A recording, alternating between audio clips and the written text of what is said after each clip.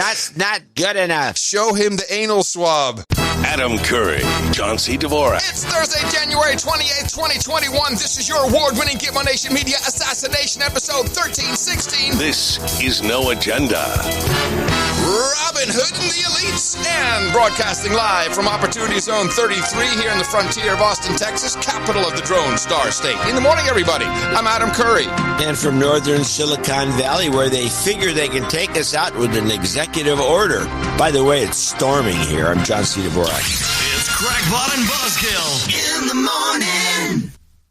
What do you mean, take you out? Are they going to take out California? We finally getting rid of it, dropping off the edge of the map? What's going on? The way this guy's cranking out executive orders, he's like, he's the king. King Biden. It's funny you say that. I have a, I thought I had a clip. No, I guess I didn't cut it. I had Ben Shapiro counting how many executive orders there were. Oh, here it is. I do have the clip. Hold on a sec. This one. Joe Biden is now the president of the United States. According to Hank Berry at Daily Wire, through Monday, January 25th, the sixth day of his tenure in office, Joe Biden had issued 28 executive orders, dwarfing the initial number of executive orders issued by former presidents in the initial days of their tenure. Former President Trump signed 4 executive orders in the first week of his tenure, with a total of 220 executive orders signed in his total time as president. Former President Barack Obama signed 5 in the first week, 276 overall. Former President George W. Bush signed 0 in his first week. Former President Bill Clinton signed 1 in his first week. President Joe Biden has signed 28 in the first 6 days. Apparently, he signed a few more yesterday. That means he is up to 33. He is up to 33. That's a magic number. Yeah. I love how Ben Shapiro can put 5 times more information in a space of time than anyone in the world. It's really quite phenomenal.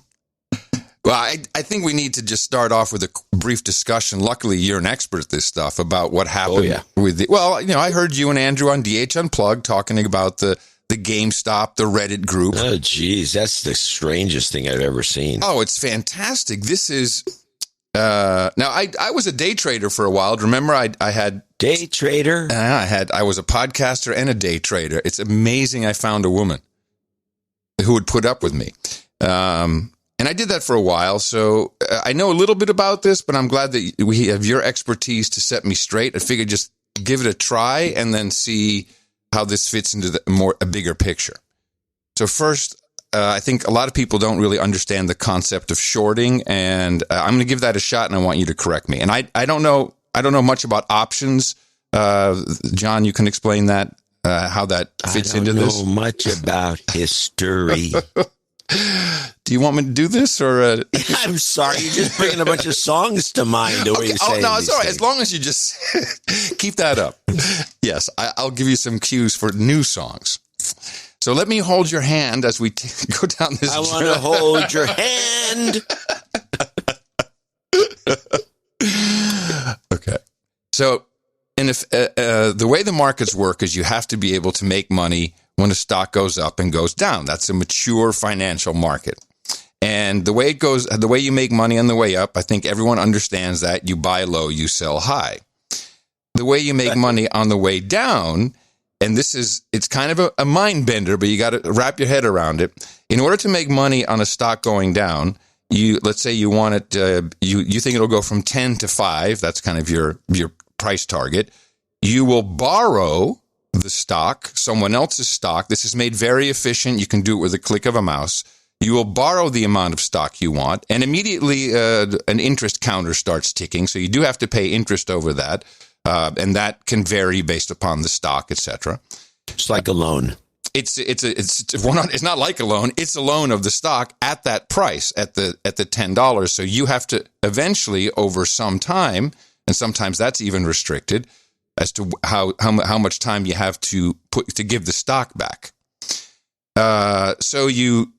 What you'll do is you will sell that stock that you just borrowed. Again, for Robinhood people, it's really one tap, it's one click, it's not a big deal. It happens in the background. And then if the stock hits your price target, if it's 5, but as long as it's below that, you then buy the stock, the same amount, and then you give it back to the guy that you borrowed it from, or the institution. Again, just a mouse click. And so then you've made the difference minus whatever interest you had over how long you had it, this stock shorted. That's what it's called. Now, when you add options to that, that just makes it the prize that much bigger or the loss that much bigger. Is that fair to say, John? Well, the loss can never be, with options, can never be more than whatever you put in. Than what you put in the option. If you're doing the stock. So I bought $1,000 worth of options. The most I can lose is $1,000. Okay. So better. With shorting, I can lose my ass. Well, here's what's interesting about this case. So this, and we'll just say GameStop, but a lot of stocks were involved in this, and a lot of hedge funds, I think. And I spoke with Horowitz yesterday afternoon, and we put a couple more things together. The way a hedge fund will typically short a stock is they may short 100 shares of a stock, but then to hedge that so that they they have if they start losing money on it, they may have an upside somewhere else. They'll buy an equal amount or value in something that they're long on, i.e. they think it's going up, and that might be a little more stable, like Apple, etc. So you run into trouble when the price of the stock that's shorted starts to go up. And here's the kicker. The stock was shorted by 140%. Now, I've seen 30, you see 30, 40% short. You're like, wow, that would be pretty fun if that goes up. But 140, that means 40% of the shares that people had bet on the downside shorted were phantom. They had been loaned out multiple times or just made up or God knows. Yes, that's a problem. Well, so they got screwed by their own system. And then when you have an organizing force that has enough buying power, and Reddit of all things. Well, the Reddit is now private, and the guys moved to Telegram. It doesn't matter. They organized and they did it well, and they just went out and just bought a whole crap load, coordinated, which is exactly what the hedge fund guys to stocks on the upside and the downside, except they have the advantage of going on TV and talking it up or down on CNBC. And there was one particular analyst from one of these hedge funds, and he had been shitting all over GameStop. And now we have a bit large crossover of gamers who also are playing the game of Robinhood stocks. And they just got all whipped into a frenzy and like, yeah, let's go screw those guys. Not much different than, any type of group of people who are yelling about the elites or the Illuminati or the New World Order or kids in containers. I mean, it's all the same. And it's young people who, it's the same as the Bitcoin guys that I've been working with. They grew up during the Gulf War. There was 9/11. Then we invaded the wrong country. Then we had the financial meltdown. Now we have the coronavirus. Now we have the Great Reset. And they're like, you guys are a bag of dicks. So we're going to do everything we can to take you down. But here's where I think it's interesting, is this was not just the Reddit group. A lot of other hedge funds were playing in this to screw their competitors.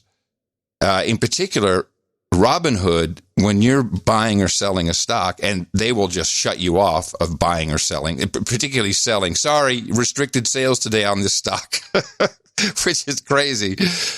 They don't. You're not really buying it directly on the exchange. Robinhood is front running that, so they will buy it cheaper, sell it to you a little bit more expensive. But when you're selling, they were selling it to other hedge funds. So this became an attack of epic proportions. And this morning, did you see what happened to GameStop, John? It went to almost 500 overnight, crashed down at the open to the low 200s, up to 450, now down again to 150. It's a war. And it's the war that the hedge fund and Wall Street always play on smaller companies and each other. And now for the first time, which has freaked some people out, because when the short squeeze started, i.e. they had to buy back stock at a more expensive price to give back the stock they borrowed, which didn't exist in the first place, apparently, or at least some of it, there was nothing left to buy. So everyone else, there was no supply. And then they also started attacking the long positions these guys had, so their hedge was going down. So now you run into a problem where the person you borrowed the stock from says, well, you don't have anything to back it up anymore. You got to sell some now at a super loss and give me the proceeds. So I think several hedge funds went down multiple $1 billion, and I think it's not over. It looks like it's still going on. Hello, are there any listeners left? I don't know. Are there any listeners left, please? You know, you can be that way, but everyone's talking about it, and I don't hear a lot of good explanations. But it's a version of the Bitcoin boys. I mean, there isn't. I don't know if there is a good explanation. As you notice, you listen to the DH Unplugged show. We don't know. Mm-hmm. Well, I mean, you did explain how the system works, mm-hmm. but the explanation for this piling on is still unknown. No, I gave it to you. The reason is because majority gamers. Okay, you gave me the reason. Who did it? The explanation, it needs more than reasons. It needs a who, what, where, why. And we don't have any idea who really is behind it. I agree. And that's part of the explanation. I don't know who did this and why did they do it. I don't know the reason. It's because they're a bunch of gamers defending GameStop. The whole thing is vague. It could be the Russians. It could be the Chinese. No one's even introduced those two variables. No, the Russian thing was introduced right away, and I'll tell you where this is going. Because, of course, the Chinese put $300 million into Reddit, so they could be implicated. I don't know. I agree there's someone or something much bigger behind this, because there were trades going at $50 million a pop, so that's not Robin Hood. The way the action went, it looks like a Soros operation. Someone big. But there were others involved. And what's happening now is the street is going, well, there's two things. One, the little people are going, yeah, we got the power, and they're all going to get locked down and hammered on the head and thrown in the jail by the SEC unless you find another place to organize. Reddit is not going to work for you. And the other thing that's happening, and even Glenn Greenwald, I didn't clip it, but I heard him this morning, was saying, well, there's kind of a political vibe to this group. It's kind of a little bit like alt-right. It's only a matter of time before Trump has ordered his Nazi stormtroopers to take down the Wall Street guys he hates. That's what's coming, guaranteed. It's going to be the insurrectionists online, the DVEs of Reddit. That's where it's going. No one wants to really tell the truth about what's happening here. So blame it on the alt-right. Trump. It's coming. It'll be his fault and the same people who stormed the Capitol. I wish I could be watching TV this morning, because I'm sure I would pick it up. They're storming the Capitol. They're sinking hedge funds. Yeah. These guys. The good news is we can now get a good dose of it on Fox. The Money Honey is back. She's on prime time. What do you mean? She's back. Maria Bartiromo. No, she's on Fox News, not Fox Business. Fox News. She's on right before Tucker at 7. Oh, good. Yeah, she should be on. Yeah. Although we have I'm surprised he didn't fire her. We have to change her name, though. I think Money Honey is a little. I've never used that term. But I mean, but that was a Wall Street thing. Everyone used that. How about the 20 years ago? How about she was on CNBC? All right. How about the coin cougar? The coin cougar. I think there's a winner. Thank you. It has an implications that she's old. No, it's not old. Cougar. That means she's mature and still sexy. I'm sorry. Mature. Mature.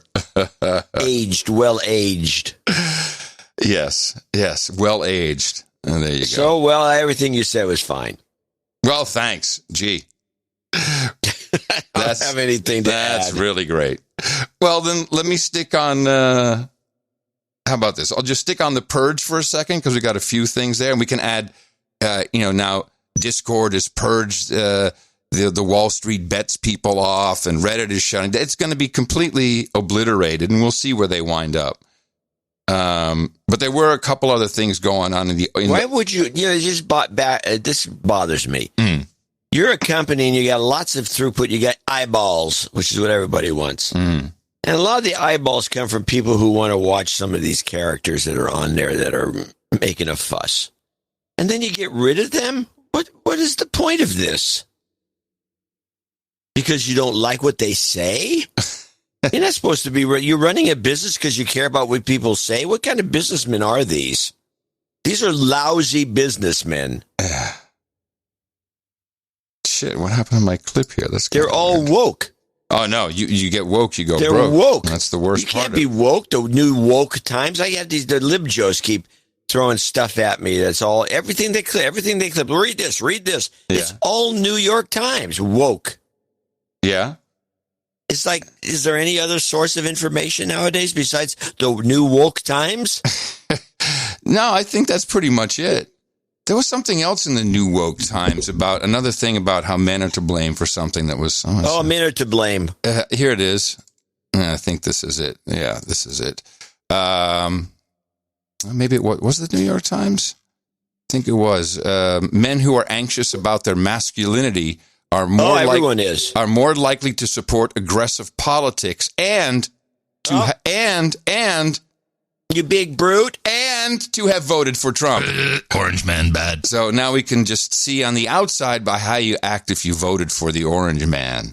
Now, I was going to do it. I didn't do it. I'm just going to throw it out there as a possible thing people could do if they wanted to. Which goes right against the grain when it comes to that thesis, which is ludicrous. But if you want to be ludicrous, let's do this. Go to C-SPAN and listen to the call-ins. Yeah. When you hear the Democrat line, well, I don't think that Trump's a good guy. Republicans, well, I'm not absolutely sure about that. All the Republicans have radio voices, and they got the big balls, and all the Democrats are squeaky little guys. I was going to do that. It was just too much work. That's where I draw the line at some point. I'm not going to... Too much. You could do an analysis. You could do how many base notes. But no, this is nonsense. And the New York Times should be ashamed of itself for doing stuff like that. It's bigoted. Well, anyone who sounds masculine must be purged. Jake Tapper at CNN can tell you exactly who these people are and what has to happen to them. You know, it's just so strange because, look, I mean, I'm not a constitutional scholar. I don't have an opinion on this. No shit. I like he says, I don't have an opinion on this, but stand by. A lot of people who are voting to not have any consequences for Donald Trump are doing so not because of constitutionality, but because they don't want to hold Donald Trump to any sort of standard. I mean, that's they never have. What? They believe in consequences for everybody else. What would the consequences be? Outgoing president. By the way, Rand Paul had the best argument. He says the reason for impeaching anybody in any office is to get him out of office. If the guy's already out of office, what are you trying to prove or accomplish? This is just wheel spinning. It's showboating. It's pathetic. And here he goes, Mr. Tapper. They never have. They believe in consequences for everybody else. But he got voted out. That's a consequence. Outgoing president, former president, can literally incite an insurrection on the Capitol to hold on to power. Oh, yeah. I think that's what we saw. He said worked. It was to hold on to power. Woo! To subvert democracy. And they don't think there should be consequences. So if they don't believe that an impeachment trial is constitutional, that's obviously a legal position, a legal argument. But if you don't believe that, then what consequence? What consequence should there be? He got voted out. Do you think that some people are just above the law? I mean, should there be a criminal trial? I mean, goodness. Mitch McConnell and Kevin McCarthy, for that matter, have said that Donald Trump played a role in the terrorist attack. He played a role. Terrorist attack? We all predicted it. Not the specifics, but that there would be violence. This is your emergency broadcast system announcing the commencement of the annual purge. Your government thanks you for your participation. Speaking of Rand Paul, he kind of got in George Stephanopoulos' face in a really fun way.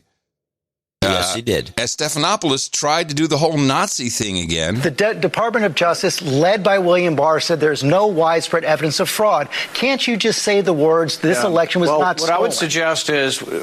What I would suggest is that if we want greater confidence in our elections, and 75% of Republicans agree with me, is that we do need to look at election integrity, and we do need to see if we can restore confidence in the elections. Well, 75% of Republicans agree with you because they were fed a big lie by President Trump and his supporters who said the election was stolen. Why can't you say? Well, I think where you make a mistake.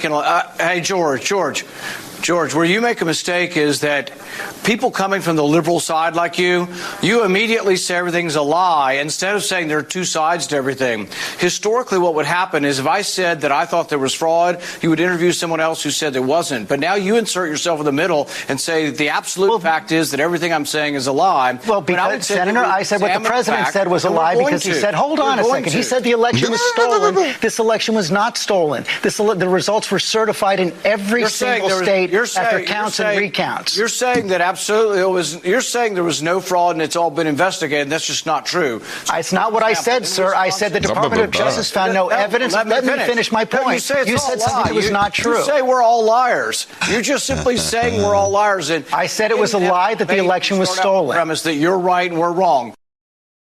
Oh, sad. I had a whole second clip where he did another good bit on that, but it's just an empty clip for some reason.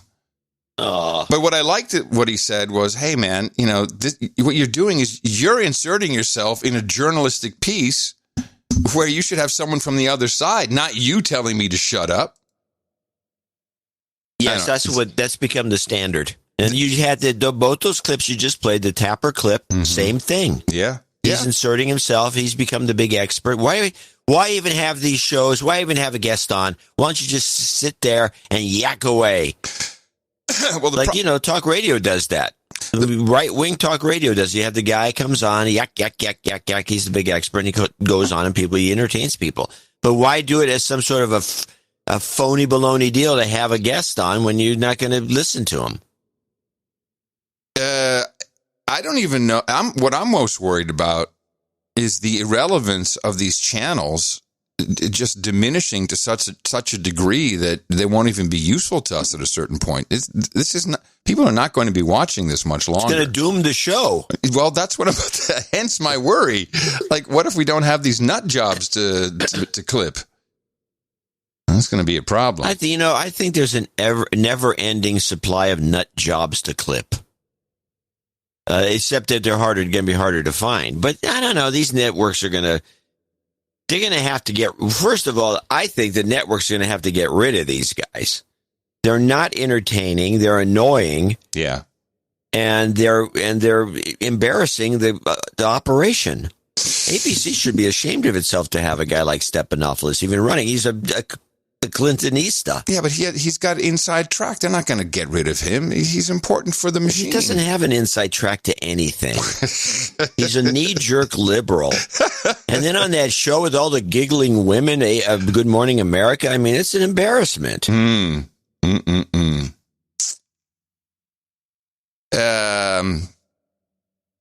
So things are changing rapidly around the world and around the country. While the U.S. seems to be opening up magically, in the Netherlands, there was 4 days of rioting, which... So if you're going to... Yes. If you want to go around the world, I do have a around the world clip. Yeah, and then I wanted to talk about what happened in the Netherlands, because it's kind of exceptional. Yeah, it's in there. Oh, yes. This will be... COVID Roundup International, I'm guessing. That would be it. In international news, Britain's topped 100,000 coronavirus deaths, the world's fifth highest death toll. Prime Minister Boris Johnson addressed the nation to mark the grim milestone. I am deeply sorry for every life that has been lost. And, of course, as Prime Minister, I take full responsibility for everything that the government has done. Several European countries, including Germany, are making medical-grade masks mandatory in some indoor public spaces. France is also also recommending medical masks over fabric ones. In the Netherlands, nightly riots have shaken towns and cities across the country following a curfew imposed Saturday to stem a new wave of infections. Police arrested nearly 200 people Monday night. Local authorities have expanded police authority to counter the riots. Canadian officials fined a casino mogul and his wife after they flew to a remote community in the Yukon Territory in order to cut the line for vaccines.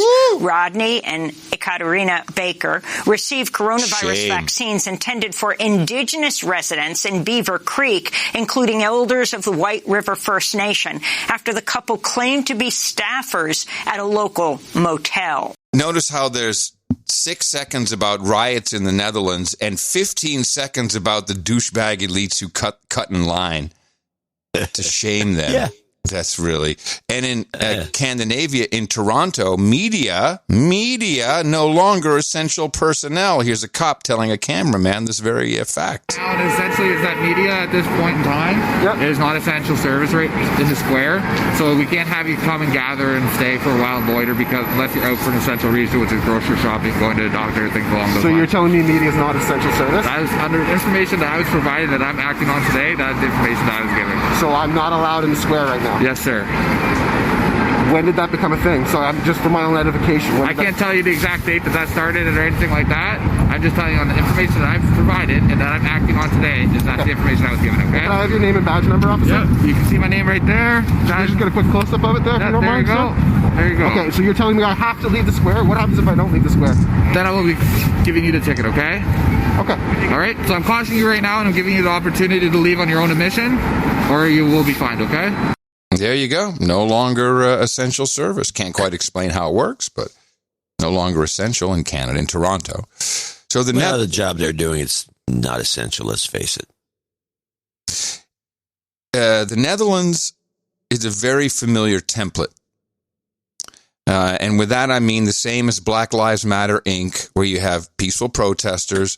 Then you get some people who start to make a ruckus, and then someone with the umbrella breaks the windows, and then the bottom of society goes in and takes whatever they can. Same in a way. Same happened at the Capitol. A lot of people protesting. They're okay. So they were surrounding. How'd they get in there? And all of a sudden, some windows got broken. Then you got the guy with the Viking helmet walking inside, and it's kind of the bottom of the queue pit there. In the Netherlands, this started out 4 or 5 days ago on the Museumplein, which is a big, large grass field in between the museums, the Rijksmuseum, where Obama landed his helicopter in the middle of the city. That gives you a visual. And that was filled with very peaceful Amsterdammers who were protesting the curfew. And the curfew is very polarizing because there has not been one since 1943 when the Germans instituted that. And it's called the evening clock. And it's people can't understand how the coronavirus, with its relatively low death count, can cause this type of situation, which is by all measures as bad as the Nazi occupation. So they were protesting that. And the first thing that they should. And the first thing that happened is the cops came out and they started spraying people like bugs with water cannons, and not just like you're wet. I saw people getting sprayed, hit their head against the cement wall, bleeding, busted their head open. They were beating people with sticks. I mean, there's tons of video. They're not shy about it. And then somebody broke a window, and then the bottom of the Netherlands went and looted. Now, looting grocery stores, this is not in the Dutch culture. Food, for the same reasons, the hunger winter of 1945, when people were starving, they were cooking nettle and rock soup, true rock soup, to get some minerals and some nettle for a bit of taste, and people died hungry. You don't mess around with food in Holland. You just don't do it. So stealing groceries like that, no.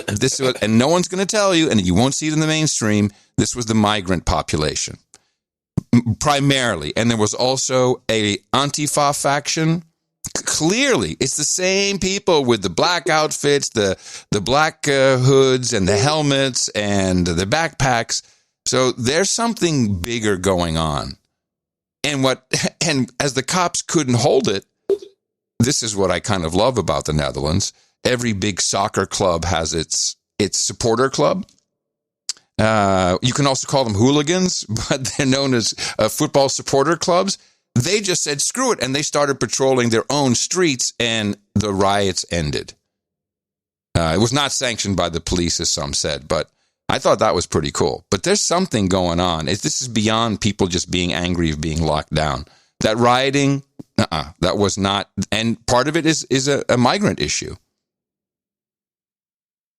I think we'll see more of this. Maybe it's a color revolution taking place in front of our eyes. I don't know. It has all the hallmarks. Well, the migrant thing is never going to be discussed by the mainstream media, which is woke. Yes. So woke. You might as well just forget that. Mm-hmm. So you're only going to hear this sort of analysis on this show. Correct. And I happen to be close to it before, and I think what you said is probably right on the money. Why wouldn't it be? Yeah. So this is causing a lot of problems. Consternation is the appropriate word. Friction. How about that? Friction. Friction and yes, quite a bit of friction. Yes. Hand-wringing. So then we have in these United States, wonder above wonder, looks like we're opening up in California right after Joe Biden is elected. California is one of many states now lifting stay-at-home orders. We're seeing a flattening of the curve. Everything that should be up is up. Everything that should be down is down. Case rates, positivity rates, hospitalizations, ICUs. The governor said decisions on COVID restrictions would be based on science. But the Associated Press found some of the scientific data used to determine those restrictions in California was being withheld from the public. When asked why, state officials said the data would confuse and potentially mislead the public if made public. I mean, does it get any nuttier? Well, that is a great clip. I mean, we're going to go by science, but you can't see the science because you'll be confused, you morons. Which means it's bullshit. Which means that's exactly what it means, because they can probably... Yeah. Well, there's been some law. The other thing is there's some lawsuits now forming. Apparently, some of these businesses are noticing in their insurance policy that going out of business is, for whatever reason, it could be the government shutdown. They're suing the insurance companies for all kinds of damages in the courts in some states, in the northern states. The judges are saying, yeah, it makes sense. Okay. And now the insurance companies are getting bent out of shape about this. They're fighting it. And I think they're going to go after the states. The insurance companies got some deep pockets. Yeah. So I think they can be suing the states. So I think the states are going to be sued. And there's going to be plenty of evidence that shows that they shut down for no consistent reason. And then they put their little insurees under attack and put them out of business. And somebody's got to pay up. I like it. And while we're at it, why don't we go after the teachers union? This morning, new details about how the virus is spreading among kids. The CDC revealing there's little evidence that the spread is happening in schools, as long as proper precautions are taken. When you take precautions, the risk of transmission from students to students or from students to teachers is actually quite a bit lower than it is just going around in the general community. But there are some important caveats. It really only holds if schools are taking substantial precautions. That means masking, social distancing, small groups, rigorous cleaning protocols. I think, teachers unions are absolutely right to advocate very strongly that schools not open unless they have these kinds of measures in place. A new study of 17 grade schools in rural Wisconsin found that over a 3-month period, 191 students and staff tested positive for COVID, but only 7 of those cases were linked to transmission at school. The CDC finding the rate of spread in those schools is much lower than the average community growth during the same period. But experts warn those results may not be representative of all areas. Students in very small pods, classes of about 11 or 12, distanced in a rural area, they could go to school safely. Sadly, it costs money. So it's all bull crap. But the teachers' unions, they want more money. They're just going to keep everything closed. Yeah, they should be sued. Yes. But that report was dubious. they say, well, we can put the kids back if they can do social distancing. Well, There's no proof of that. It's ABC. It's ABC. That's my point. There are so many multiple agendas. Think about the problems here. We have, first of all, we have the political problem. Democrats. It's now clear the Democratic Party and Democratic governors and mayors kept everything locked down and shut down until Orange Man was gone. That is clear. I mean, especially the Newsom, where, locked down. Remember, just before the election, or even right after the election, not outside, no restaurants, closed, shut up, go away, go home, stay. No, don't even sing, don't talk loud. Yeah, no singing. And now it's like, oh, magic, but we can't show you the numbers. The numbers are good, but we can't show you the numbers because you wouldn't understand it because, it's confusing. So that's the political angle. Then you have the pharmaceutical angle. Can you turn your speakers down just a little bit? You have the pharmaceutical angle where they want, more, they want to keep people afraid longer. And I have some clips from the medical elites to talk about that. They want more types of vaccines. We need boosters. It looks like it might have to be annual. We've got variants and mutants and changes. And don't look at don't look at anything that might be therapeutic. So you've got therapeutics are out. You've got that playing. But then you also have the financial world. Like, hey, how can we take advantage of this? You've got the douchebags from Davos who have started this week. I have a couple clips from them. They want to do a great reset, whatever that means. So there's all these competing agendas, and ultimately everyone's out for a buck. And I think this comes back to some of how the Reddit frenzy starts, or how useful idiots, I would say, probably, is everyone sees this going on. They see the numbers, 1.9 trillion, and then they say, and here's your $600, idiot. Everyone's looking at that like it's an insult. So there's too many agendas. Too many. In the UK. Name of a new podcast. Too many agendas. Here's an advertisement, one of a series from the United Kingdom. Someone jogging, walking their dog, or working out in the park is highly likely to have COVID-19. This is a national health emergency. Around 1 in 3 people have no symptoms and are spreading it without knowing. So exercise locally. If you're on your own, you can meet one other person. But keep your distance. Exercise, don't socialize, and wash your hands the moment you get home. Stop the spread. Stick to the rules. If you bend the rules, people will die. Woo! Stay home.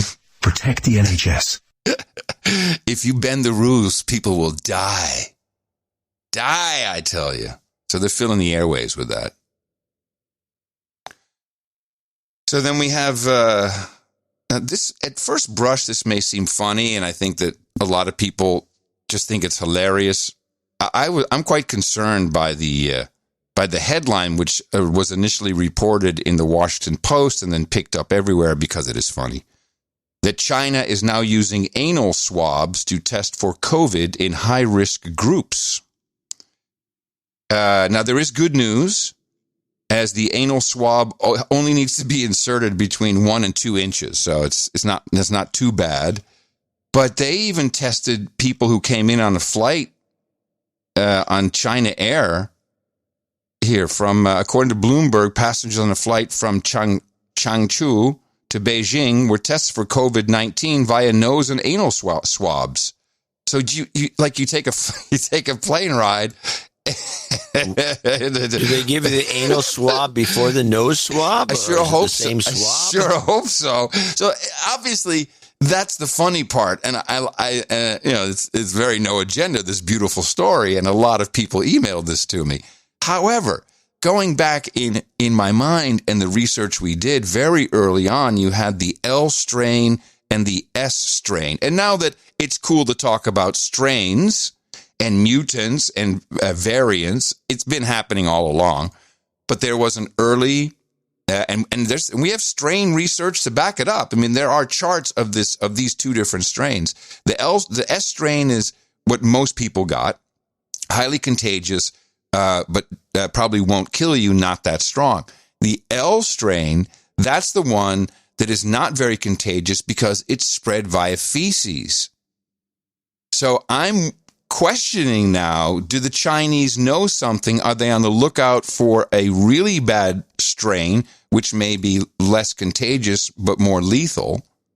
Because why else are you doing this? For joke? For a joke? No, I don't think it's a joke. They have a sense of humor. Well, add this. Anonymous producer. In the morning, my wife is a roller coaster engineer for Universal Studios Orlando, who, by the way, we need to hang out with. You're a roller coaster engineer. That's cool. Nice. She's getting asked to go help finish their new park in Beijing, set to open this summer. Human Resources gave her the rundown on what it takes to get into China right now. And he says, I'll work backwards. When you get to China, you have to quarantine for 2 weeks in what is essentially a Chinese Motel 6 with hall monitors. You can't leave your room, or they shout at you in Chinese. They bring you food every meal. You can't go outside, and you can barely do laundry. But our anonymous producer continues. What I found more interesting is what you need to do before you go. They want you to take both tests, the PCR and the antibody test. You cannot test positive on either. So he says it seems strange they wouldn't want people with the antibodies, but maybe they're being overly cautious. But here it comes. If you have had either the Pfizer or Moderna vaccine, you are not allowed entry into China. Hello? What's that about? That needs to be reported on. Yes. So if you've had just the vaccine, Pfizer or Moderna, you're not allowed to enter the country. That is sketch. Well, that needs to be confirmed. But I would say, well, he said do the Chinese know that these vaccines are they don't do anything, or they make you weird, or? Perhaps they are worried that if you come in and you've had the mRNA vaccine, which is what these are, perhaps they're worried that if you catch the next variant flying around China, that you might die. Because that is what the biggest problem was with the animal trials of these particular types of, quote, vaccines that was skipped over. Think of the minks. Yes. Oh, not only think of the minks, word is out now. Let me see if I can find this news story.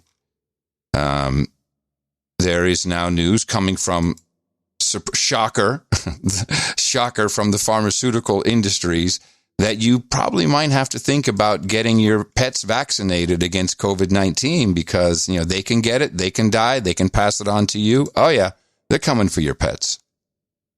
Well, you said that some time back. Also, it's a great market. I mean, there's going to be no subsidy. So, you want to have your pet vaccinated for COVID-19, you're going to have to pay. You will pay big. What do you think? A couple $100 a shot? Just say no. No, why? This is too fun. There's other clues of weird collaborations. I'm not quite sure what this is about. I have some ideas. This is the Well Health Safety, and they're promoting to become the brand that the building you're entering is safe from COVID germs. And they've got a celebrity lineup of people promoting this seal of approval. Yes, each one of them got a few shares of stock. Something. Well, I don't know. It starts with Lady Gaga. We all want to feel safe in the places we spend our time. Restaurants, theaters, stores, hotels, stadiums, offices, banks, childcare centers, and schools. I'm Dr. Richard Carmona. This is the Well Health Safety Seal from the International Well Building Institute, the global authority on healthy buildings. When you see the Well Health Safety Seal, it means health and safety measures have met rigorous scientific standards. So look for the Well Health Safety Seal outside and feel more confident going inside. I mean, you've got De Niro. Another scam. I mean, do you think that they're really in on the money side, or is this maybe something for venues that they're involved in because they want to do concerts? I heard Wolfgang Puck in there. Yeah. There's a bunch of restaurants. Yeah. Yeah, well, that makes sense. And then De Niro, I guess, for the movie theaters. Okay. De Niro? Well, no, De Niro owns a bunch of restaurants, too. He's got a lot of property and stuff in New York. So they got them all for free. They got no shares. They were on their knees begging to please give me the seal so I can open up. And Gaga needs to go back on the road doing concerts. Yeah, it's the help open me up seal of approval. Yeah, Maybe. You're right. You are so right. Well, let's get back to the American Rundown, because I mentioned in the newsletter that Democracy Now! Is one of the outliers that doesn't seem to have a clue about what's going on here. About let's back off on the scary reporting. At least Newsom knows what's going on. He's been read in, but Amy hasn't been read in yet. So we still get these death reports, and it's always worse than the next day. You know, it's just.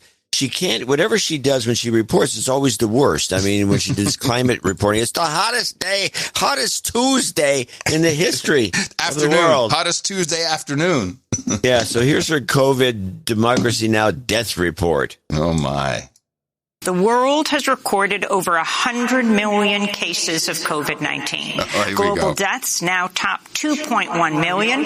In the U.S., January is already the deadliest month since the start of the pandemic, with at least 80,000 lives lost. President Biden took new steps Tuesday to ramp up the rollout of vaccines, including the purchase of 200 million more doses. Half will come from Moderna, the other half from Pfizer-BioNTech. Weekly vaccine supplies to states and tribes will also be increased. Officials from the Biden administration walked back the president's statement earlier this week that any American who wanted the shot could get it by the spring, instead saying end of summer is a more likely timeline. Liar. Oh man, I have a couple of clips on that. I kind of wanted to go through, because before we get into specifics, because there's a mask thing that's full of crap. There's a vaccine discrepancy that is off the hook. And there's a thing going on in the EU where they're suing Moderna because they're not producing enough. Well, they're telling jabs. They're not just Moderna. I think it's it wasn't Moderna. It's Pfizer. They're telling Pfizer, don't send anything to the UK, even though they ordered early. We need them, and you're producing here in Brussels, so we're not going to let those traitors who ran away from us, we're not going to let them have it. They're trying to subvert there's warring factions now between countries. But the thing that struck me is you have everyone jockeying for position, everybody working on maybe their legacy, maybe their next job as they're out the door. The medical elites were out in force, just trying to show how virtuous they are and how right they are and how they defended the country. And I'm not sure how it ties into the President Biden's administration, but I do have a few clips. It's interesting to see how everyone's jockeying. And it starts, Fauci, of course, will be the top guy. Key figures from the start of the pandemic are now opening up about President Trump's coronavirus task force. In a candid interview with the New York Times, Dr. Anthony Fauci says, despite clashing with Trump, he never considered resigning. Dr. Fauci tells the Times, I always felt that if I did walk away, the skunk at the picnic would no longer be at the picnic, adding he couldn't resign because someone had to push back against the nonsense being spouted from the administration. You see, he's like spiking the ball. Like, I got to make sure everybody knows what I did. Birx is out. Now, Birx said she was retiring, left in shame after she broke her own rules to winterize her house over Thanksgiving because we wanted to stop the surge. Where did that, whatever happened to the Thanksgiving surge? Did we ever get it? Well, they're wishy-washy about it. Yeah. And then the worst, of course, would have been the Christmas surge, and they're not talking about that because they're having to let up on everything. Right, here we go. Here's Birx. Were there COVID deniers in the White House? This is Margaret Brennan, so I guess, what is that, CBS? Were there COVID deniers in the White House? COVID deniers in the White House? There are people in the White House, and I think people around this country, because I've had the privilege to meet them and listen to them and hear them, because I wanted to hear what people were saying. There were people who definitely believed that this was a hoax. Why? I think because the information was confusing at the beginning. I think because we didn't talk about the spectrum of disease, because everyone interpreted on what they knew.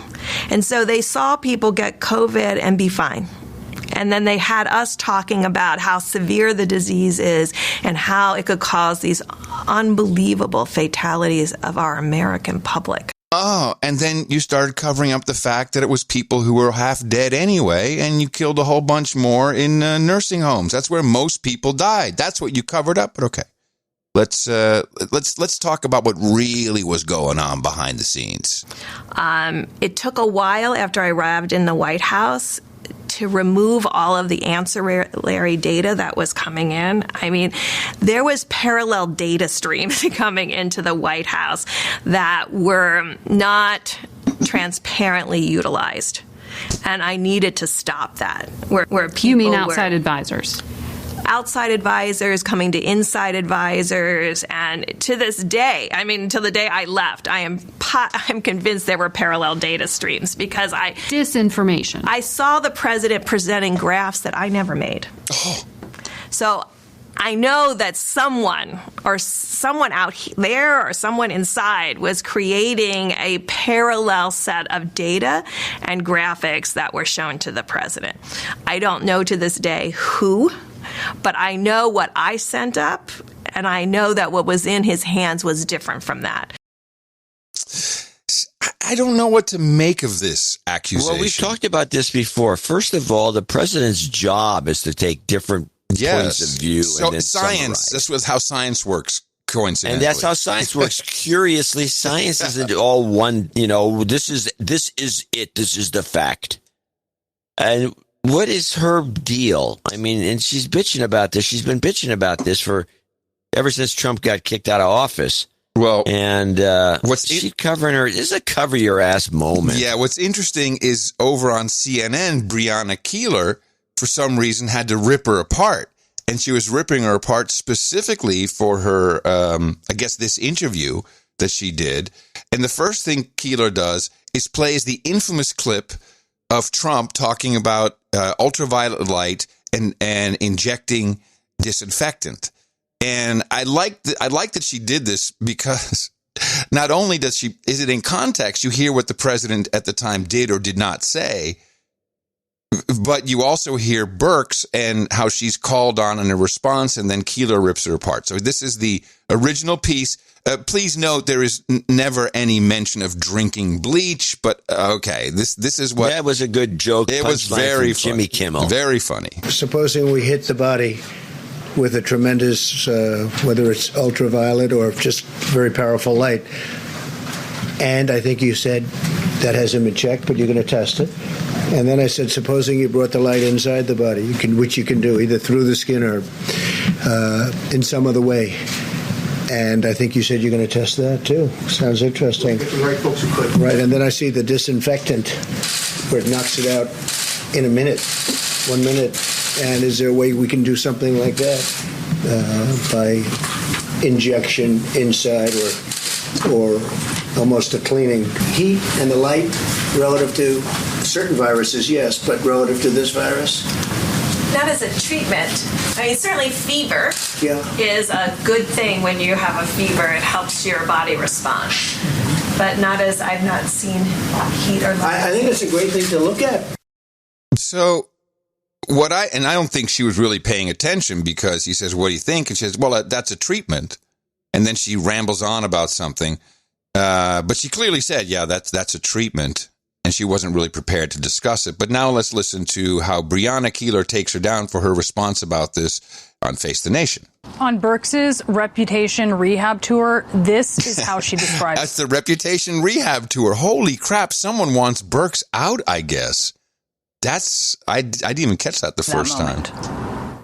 Was I prepared for that? No, I wasn't prepared for that. I didn't even know what to do in that moment. Sometimes people say, well, Tony Fauci, when that happened he would sort of gently come back up to the podium and set the record straight. Well, he was given the opportunity to do that. And you don't feel you were given the opportunity to respond? Not until he turned to me and said, could this be a treatment? And I said, not a treatment. Yeah, that was it. That was the opportunity to respond, to tell people not to ingest or inject bleach. It was as glaring as a blinking neon sign, and she missed it. So Breonna Keeler comes back, and after having just played the clip, which does not include the word bleach and drinking, she says it, that Burke should have responded to that. How could she? So she thought Burke should respond to something that wasn't even said. Correct.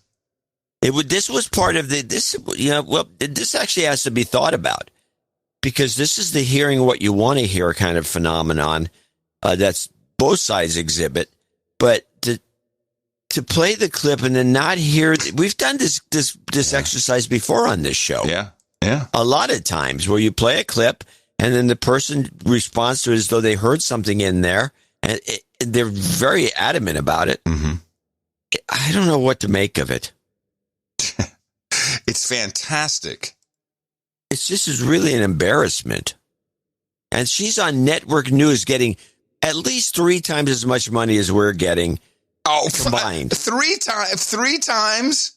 How about 30 times? The two of us put together, all the money we could possibly make, she's making 10 times. She's making too much money. Yeah. She shouldn't even be on the air. She should be fired immediately. What's wrong with the executives at these networks? Yeah. I would do exactly what you did. I'd play the clip, and then I'd ask her, now you're saying that he did the word, where's the word drink? Where's the word bleach? Yeah. Tell me, because you said it on the air. You're embarrassing our company. Yeah. You're an embarrassment to our company. Why can't people do that? What happened to that? Oh, you might hurt her feelings? Mm-hmm. That's fantastic. I'm getting very annoyed by these clips. Oh, good. Then let me play a few more. Thank you, Neil Jones. Now you know what you're working for. Neil got... so Neil Jones has been sending me about 8 to 10 clips a show. He's a clip master. He's a janitor. And he's been listening to the show for a number of years, and he lives, I think, in Mississippi. And he says, I've listened to you guys. I pulled both my sons out of school. I homeschooled them. I've been homeschooling for a while. I'm going to homeschool them for a long. He says, he actually says, I did. It wasn't just taking them out of school. I reclaimed my sons, is what he said. And he sent me a picture of his setup. He's got, quad screens. He's got an audio editing bay, and he has a chair, and he just sits there. He's like clickety click click. He's a maniac. Love him. He's a maniac. Yeah, it's fantastic. Hey, they're out there. These are the same guys.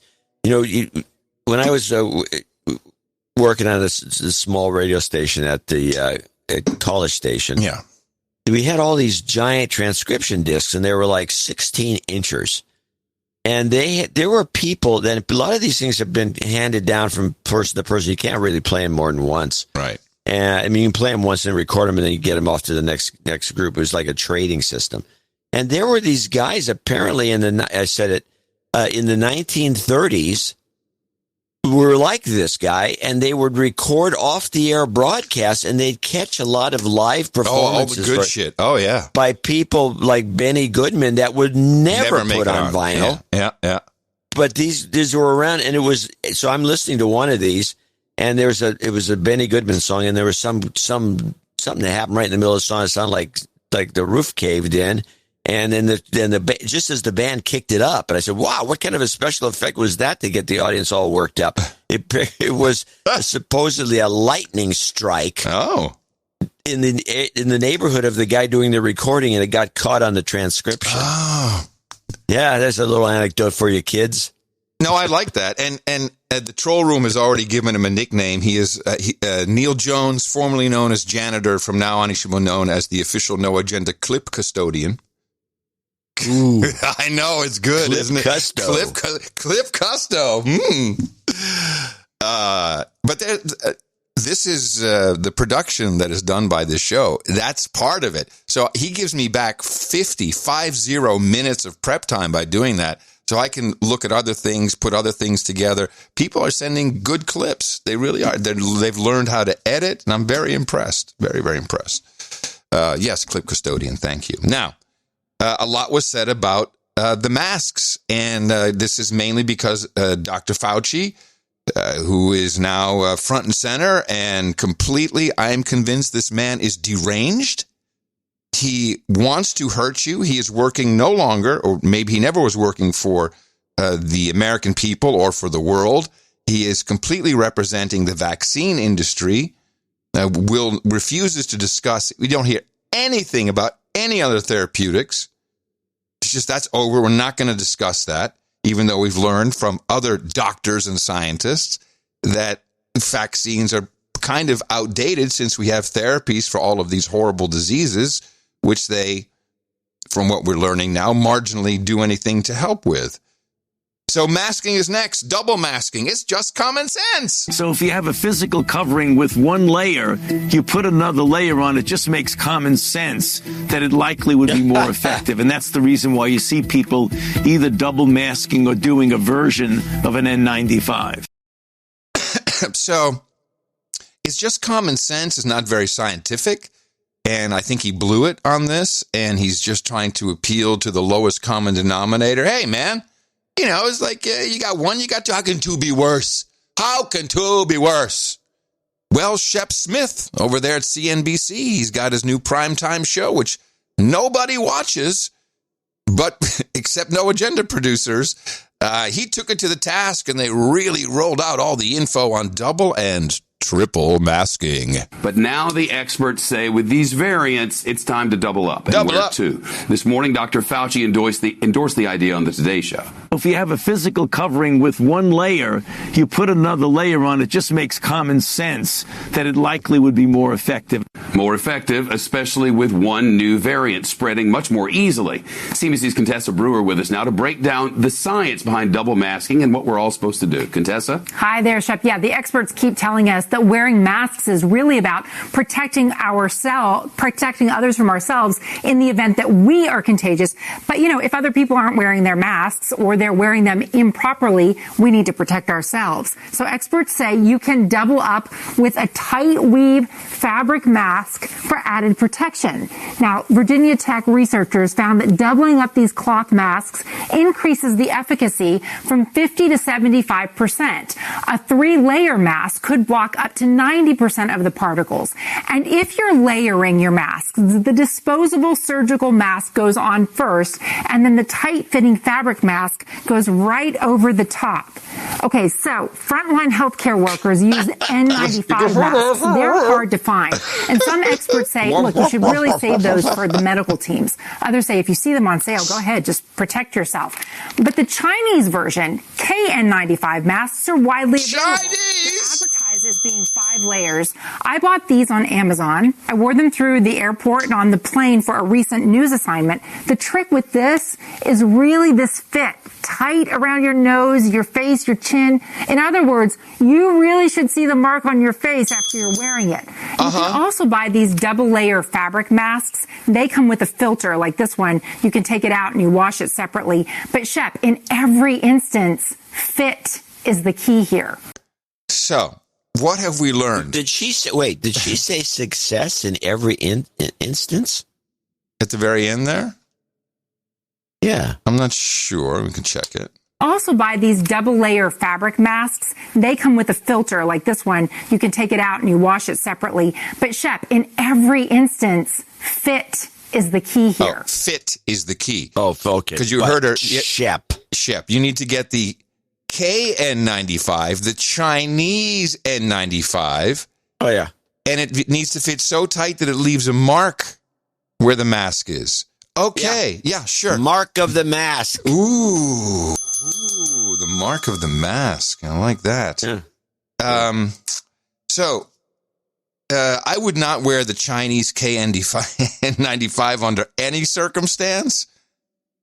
I mean, these guys won't let us into their country if you have our vaccine. And now they're going to send you their mask. I don't know what I'm breathing. I don't think so. Hold on. What would you just say? Smells like chloroform. Mark of the mask? Is that what you say? Mark of the mask. So let's do it right. But the whole thing is the N95. Hold on. Mark of the mask. Beautiful. Putting that in there. Yeah, it's beautiful.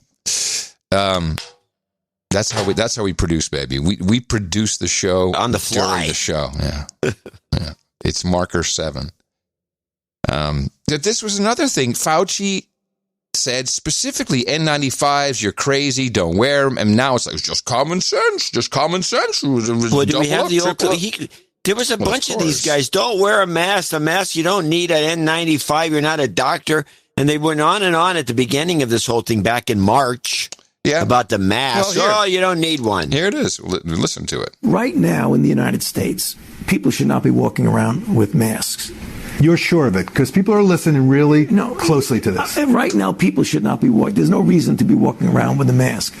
When you're in the middle of an outbreak, wearing a mask might make people feel a little bit better, and it might even block a droplet, but it's not providing the perfect protection that people think that it is. And often there are unintended consequences. People keep fiddling with the mask and they keep touching their face. And can you get some schmutz sort of staying inside there? Of course. But when you think masks, you should think of healthcare providers needing them and people who are ill. Okay, so he's full of shit. We don't even need to really go into it. He's clearly contradicting himself. He's never given an appropriate answer. And even when he gets called to task, when he on the mat to account for what he said, the mofo gets a pass like no one else's business. And props to the CIA broadcasting system. That's Face the Nation is CBS, correct? Yeah, that's CBS, isn't it? Yeah. Yeah. Yeah, Meet the Press is NBC. Right. So not only did they grill Birx, who, of course, got a pass, but listen to the vaccine numbers and how Fauci blatantly lies about what he said about the number of vaccines we would be putting into arms. This is a good piece of journalism. Now, it goes nowhere for us, but... On the vaccines, you just drove home that point of how important it is to get this out there. I want to play some tape here for you and get you to clarify when U.S. taxpayers can expect to get their vaccine. At least 100 million COVID vaccine shots into the arms of the American people in the first 100 days. 100 million shots in the first 100 days. You know the goal that's been set, which I believe is entirely achievable, is to have 100 million people vaccinated in the first 100 days. Both vaccines? Primary and boost. Yes. Primary and boost. Yeah. In 100 days. Yes. So, Doctor, in that exchange, you seem to be promising a bit more than the president is. Can you just bottom line it? How many people will be fully vaccinated within 100 days? Yeah, so let me clarify that because there was a little bit of a misunderstanding. Oh, really? I heard very clearly what he said. Sounds like everybody's getting all their vaccines and the boost, and the boost, and the boost. 100 million Americans, that was clear. There's no disinformation, there's no Russia. So how is he going to explain this one away? I'm very excited to hear this. Yeah, so let me clarify that because there was a little bit of a misunderstanding. What we're talking about is 100 million shots in individuals. So shots, as in other words, when you get down to, let's say, a certain part of the 100 days, at the end of 100 days, you're going to have some people who will have gotten both shots and some will still be on their first shots. What the president is saying, 100 million shots in the arms of people within 100 days. So reportedly, the transition team projections are that's more like 67 million people by April, by the end of 100 days. Is that an accurate number? Right. Yeah, that is. Well, I haven't done the math myself, but it sounds very much like the accurate. Oh, I'm sorry. I'm the top scientist in the world on immunology, and I haven't done the math. What? I'm sorry, I haven't done the math. It's so hard for me to consider how many people are going to get the vaccine. He's pathological. Reportedly, the transition team projections are that's more like 67 million people by April, by the end of 100 days. Is that an accurate number? Right. That is. Well, I haven't done the math myself, but it sounds very much like the accurate number where you're having people who will have gotten 2 doses and then some that are still on their first dose. So, of course, it never does he say, yeah, I was wrong. That would do it for me. Like, yeah, I was wrong. That was a misunderstanding. And it's actually a month later than the Trump administration promised 100 million vaccines. Anyway, nothing is made easy by President Joe Biden, who is just not making life easy for the writers, for the script writers. The producers got their hands in their hair. The director is walking off set. The man can't deliver a line. These two steps are going to help increase our prospects of hitting or exceeding, God willing, the ambitious goal of 100 million shots in 100 days. Okay. But I also want to be clear. All right. 100 million shots in 100 days is not the end point. It's just the start. We're not stopping there. The end goal is to beat COVID-19. And the way we do that is to get more people vaccinated, which means we have to be ready after we hit the ground, after we hit the goal of 100 million shots in 100 days. Now, that means fewer than 100 million people getting totally vaccinated. It means 100 shots. And it means somewhere between 60, maybe less, maybe more, million people will have because it requires 2 shots in many cases, not always. So today, I'm directing COVID-19 response coordinator Jeff Zients here to work with the Department of Health and Human Services to increase our total supply of vaccine for the American people. Now, I think he said 10 billion in here somewhere. This goal of 100 million shots in 100 days. No. But I also want to No, maybe not. But there's a couple of things that should be noted. What did he mean when he says you don't need 2 shots all the time? Yeah. Since these are binary shots, you need 2 of them. One to get you started and the second one to kill you. And then allegedly. I don't have any clips of this, but I'll just tell you what they've been. There's this our locals around here have said the following. You've got to get that second shot within a 3-week or 2-week time frame, whatever the time frame is. Huh. And if you can't get another one of the same type, take the other type. No so you took way. a Pfizer, you can take a Moderna. No way.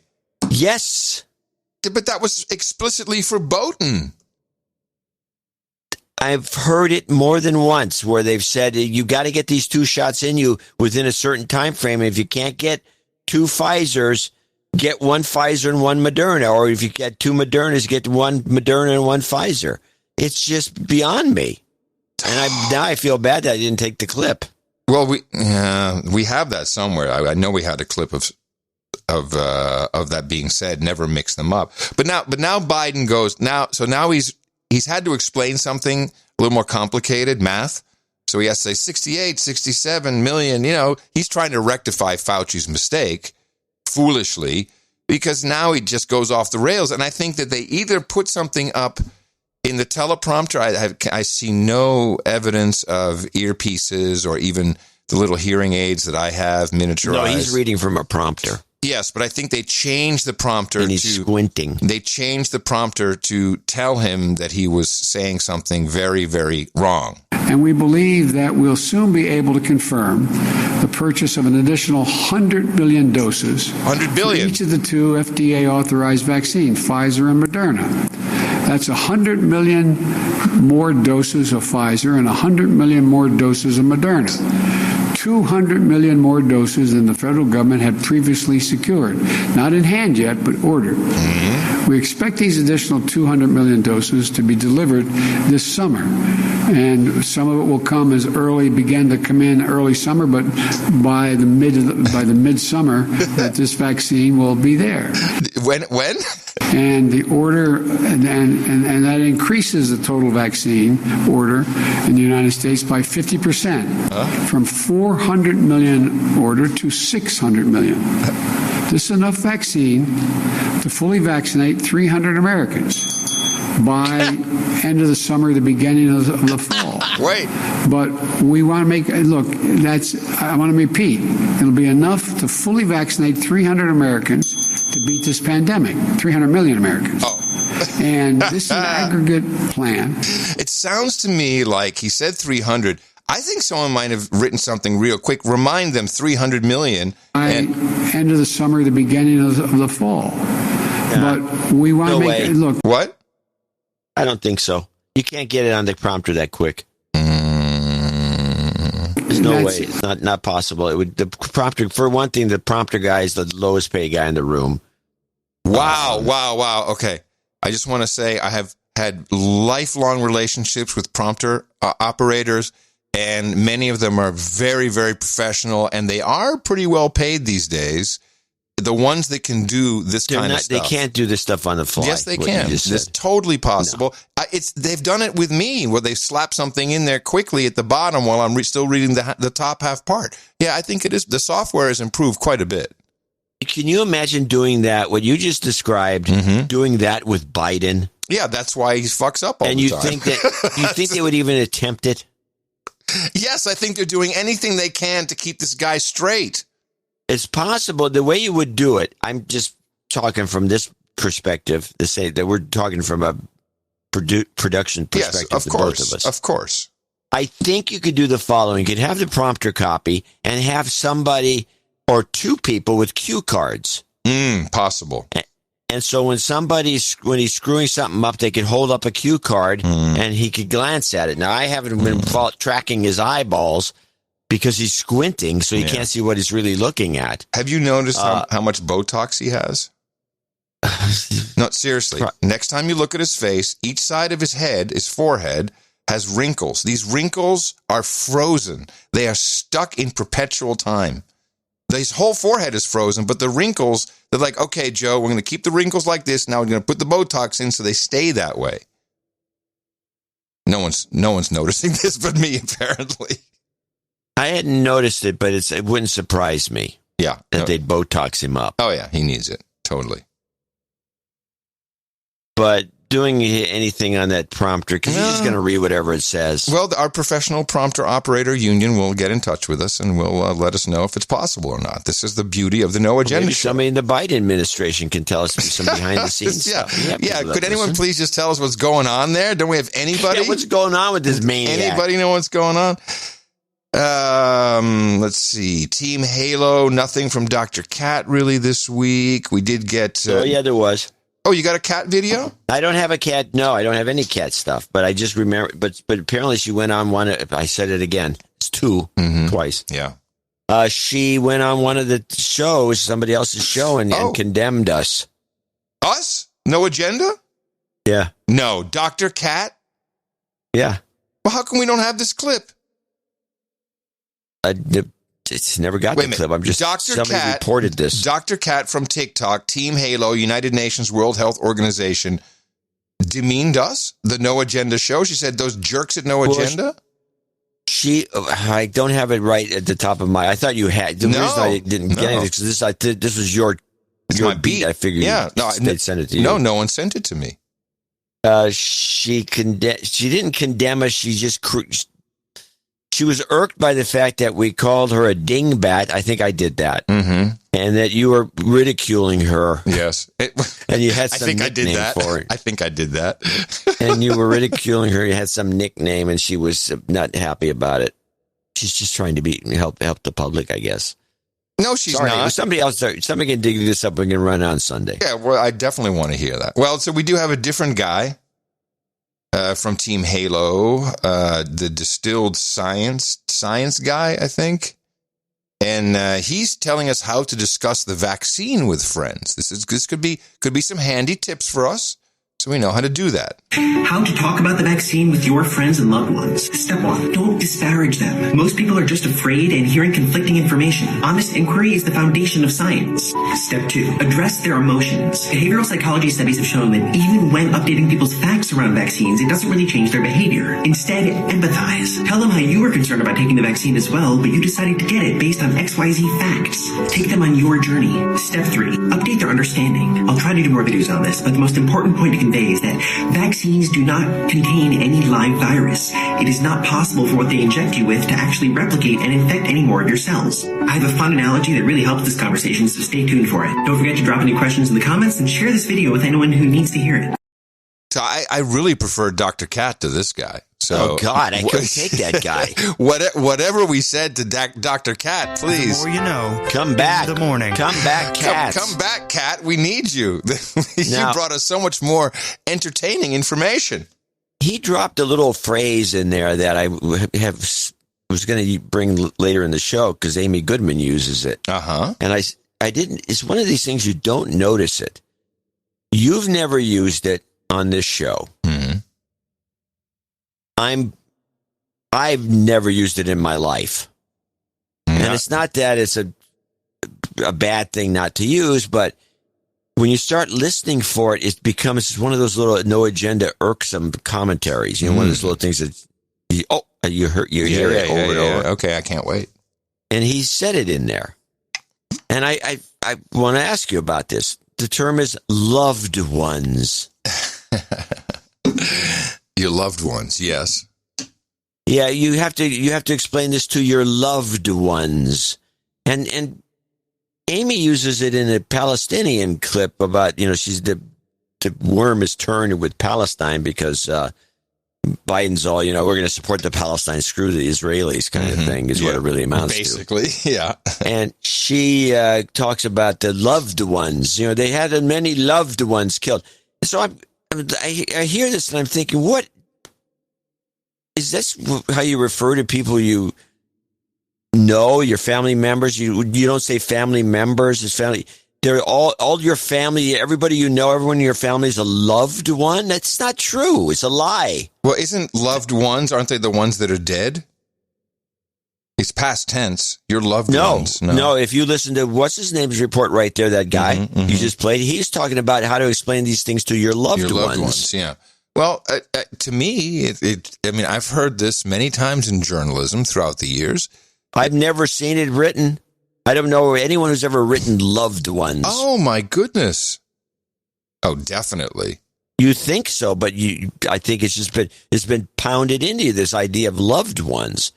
And I have to say this, if you have a family of 25 people, these 25 people are not your loved ones because there's 2 or 3 in there that you hate. But you can, I think what that means is, okay. Oh, no. I've got it. What was the bit about? The bit was about your family members who are anti-vaxxer, probably Trumpsters, Trumplicans, crazy alt-right, bordering on domestic violent extremists. So they're still your family. So even though your brother or your cousin or your son-in-law is incredible, Trump-loving, America-hating, white supremacist, QAnon, white supremacist, racist, bigoted, domestic violent extremist, he's still part of your loved ones. You see, in this case, love means I'm not shunning you from my life for the asshole you are, because we're connected, so I will use a word like loved ones. There we go. We solved it. When you're insincere, when you don't really love the people, when you think a couple of them are dicks, then you call them all collectively loved ones. Loved ones. Yeah. Well, solved. That was very... And I think you nailed it. That was you useful. Don't like these people. That was useful. That was a useful exercise, actually. And so the Palestinian clip, let's play it. Let's see if we can apply the logic of the definition of the term. Is this the Palestinian gold again, or which one are we doing? Well, I got a couple of them. Unfortunately, we have to play them both, but I think the shot dead. Okay. No. We'll do it in order. Palestinians gold again, which is what's happening. I don't know if this has loved ones in it. I think it's the next clip. It's okay. We're still excited to learn if we can apply our theory. Richard Mills, the acting U.S. ambassador to the United Nations, said the Biden administration will restore diplomatic relations with the Palestinian Authority and resume aid to Palestinians that was cut off during the Trump presidency. Mills also said the U.S. would continue to support a two-state solution, though many progressive regional experts oppose the strategy, saying it's no longer viable. In related news, Palestinian President Mahmoud Abbas announced earlier this month parliamentary and presidential elections will be held this year, the first elections in the occupied territories in 15 years. Analysts say the move is an overture to the new Biden administration. All right.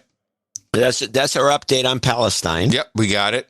Jews now bad, Palestine's you have to good. always have this after that. You always have to report on somebody getting shot by those evil Israelis. Although I think she should. And usually it's a meaningless. They just shoot people, apparently. Yeah. Well, I said it 3 times. Yep. So let's play that clip. In other news from the region, Israeli forces shot dead another Palestinian teenager, 17-year-old Talarayan, at a military post near a Jewish settlement in the occupied West Bank. Israelis accuse the teen of trying to attack the soldiers. Well, where's loved ones?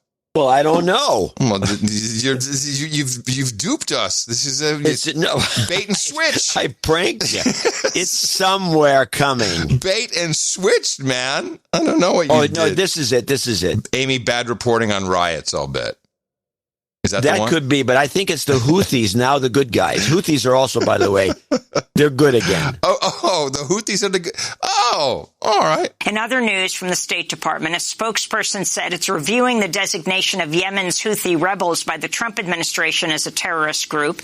On Monday, the Treasury Department said it was authorizing financial transactions with the Houthis for the next month after aid groups and the UN warned the move would cut off Yemenis from much-needed aid and essential transactions. No, we miss again. It's not in that. It's not in that report either. However, now we've had a lot of Jew news. It's time to continue the trend. ABC Australia. And commemorations to mark International Holocaust Remembrance Day are being held in the German parliament, with politicians using the occasion to warn of the continuing dangers of anti-Semitism. Germany's Foreign Minister Heiko Maas says the problem has not disappeared, but instead keeps shape-shifting. Jewish leaders have chosen to hide similarities between what happened in Nazi Germany and the mass detention of Uyghur Muslims in today's China. Not a single report recognizes the complete anti-Semitic nature of the term shape-shifting. It's crazy. Step right this way. Can you imagine the guy said, no, they're shapeshifters, man. It's like, Shape-shifting Jews. And everyone just reads it straight. I haven't seen anyone fall over this. Are we the only ones who are nuts? It seems so, yes. I love that. It's just crazy. Well, anyway, if we're going to continue with these reports. Well, I was going to finish up the vaccine. Then we need to take a break. Oh, okay. I just got one more. I only have one more. I got that Tony Blinken is on board, and Winken and Blinken. He's on board with what?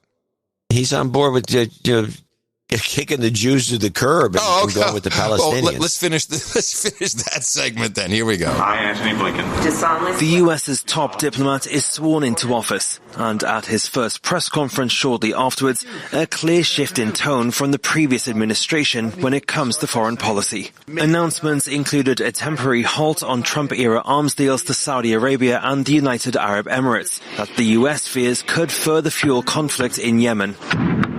As we've said. Also on the agenda, a different tack on relations with Iran, Russia and China. Biden's administration hopes to overturn one of the biggest actions of Trump's time in office by rejoining the 2015 nuclear deal with Iran, but only if Iran shows willing first. Iran is out of compliance on a number of fronts, and it would take some time, should it make the decision to do so, for it to come back into compliance, and time for us then to assess whether it was meeting its obligations.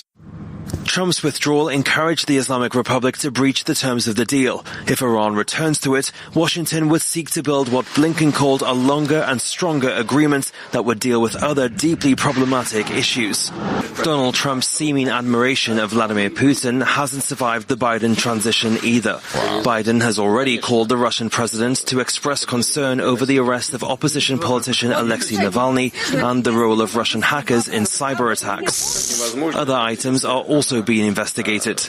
We're looking at the reports of bounties placed by Russia on American forces in Afghanistan. And, of course, we're looking at these questions of election interference. Another change of tone when it comes to the world's second largest economy. Less talk of trade wars, more talk of cooperation on climate. Blinken calling the U.S.'s relationship with China its most important in the world.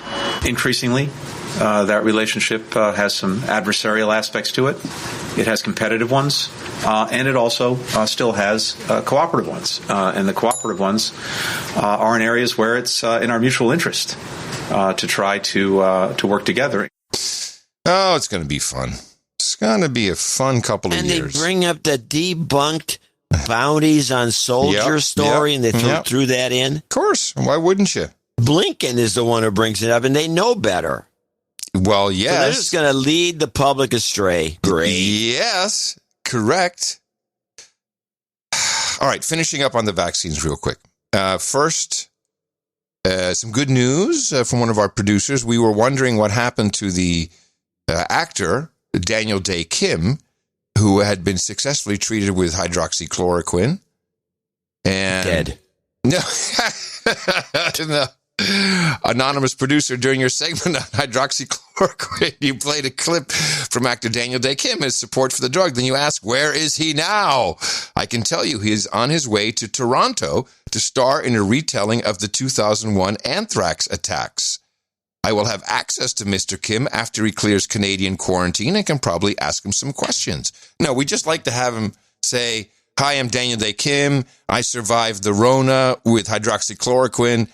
No Agenda is the best podcast in the universe. Do we need much more, John? I think that drop. I'll send him an H4 recorder if you can get that little clip there. That'd be Hell great. Yeah, that would be beautiful, wouldn't it?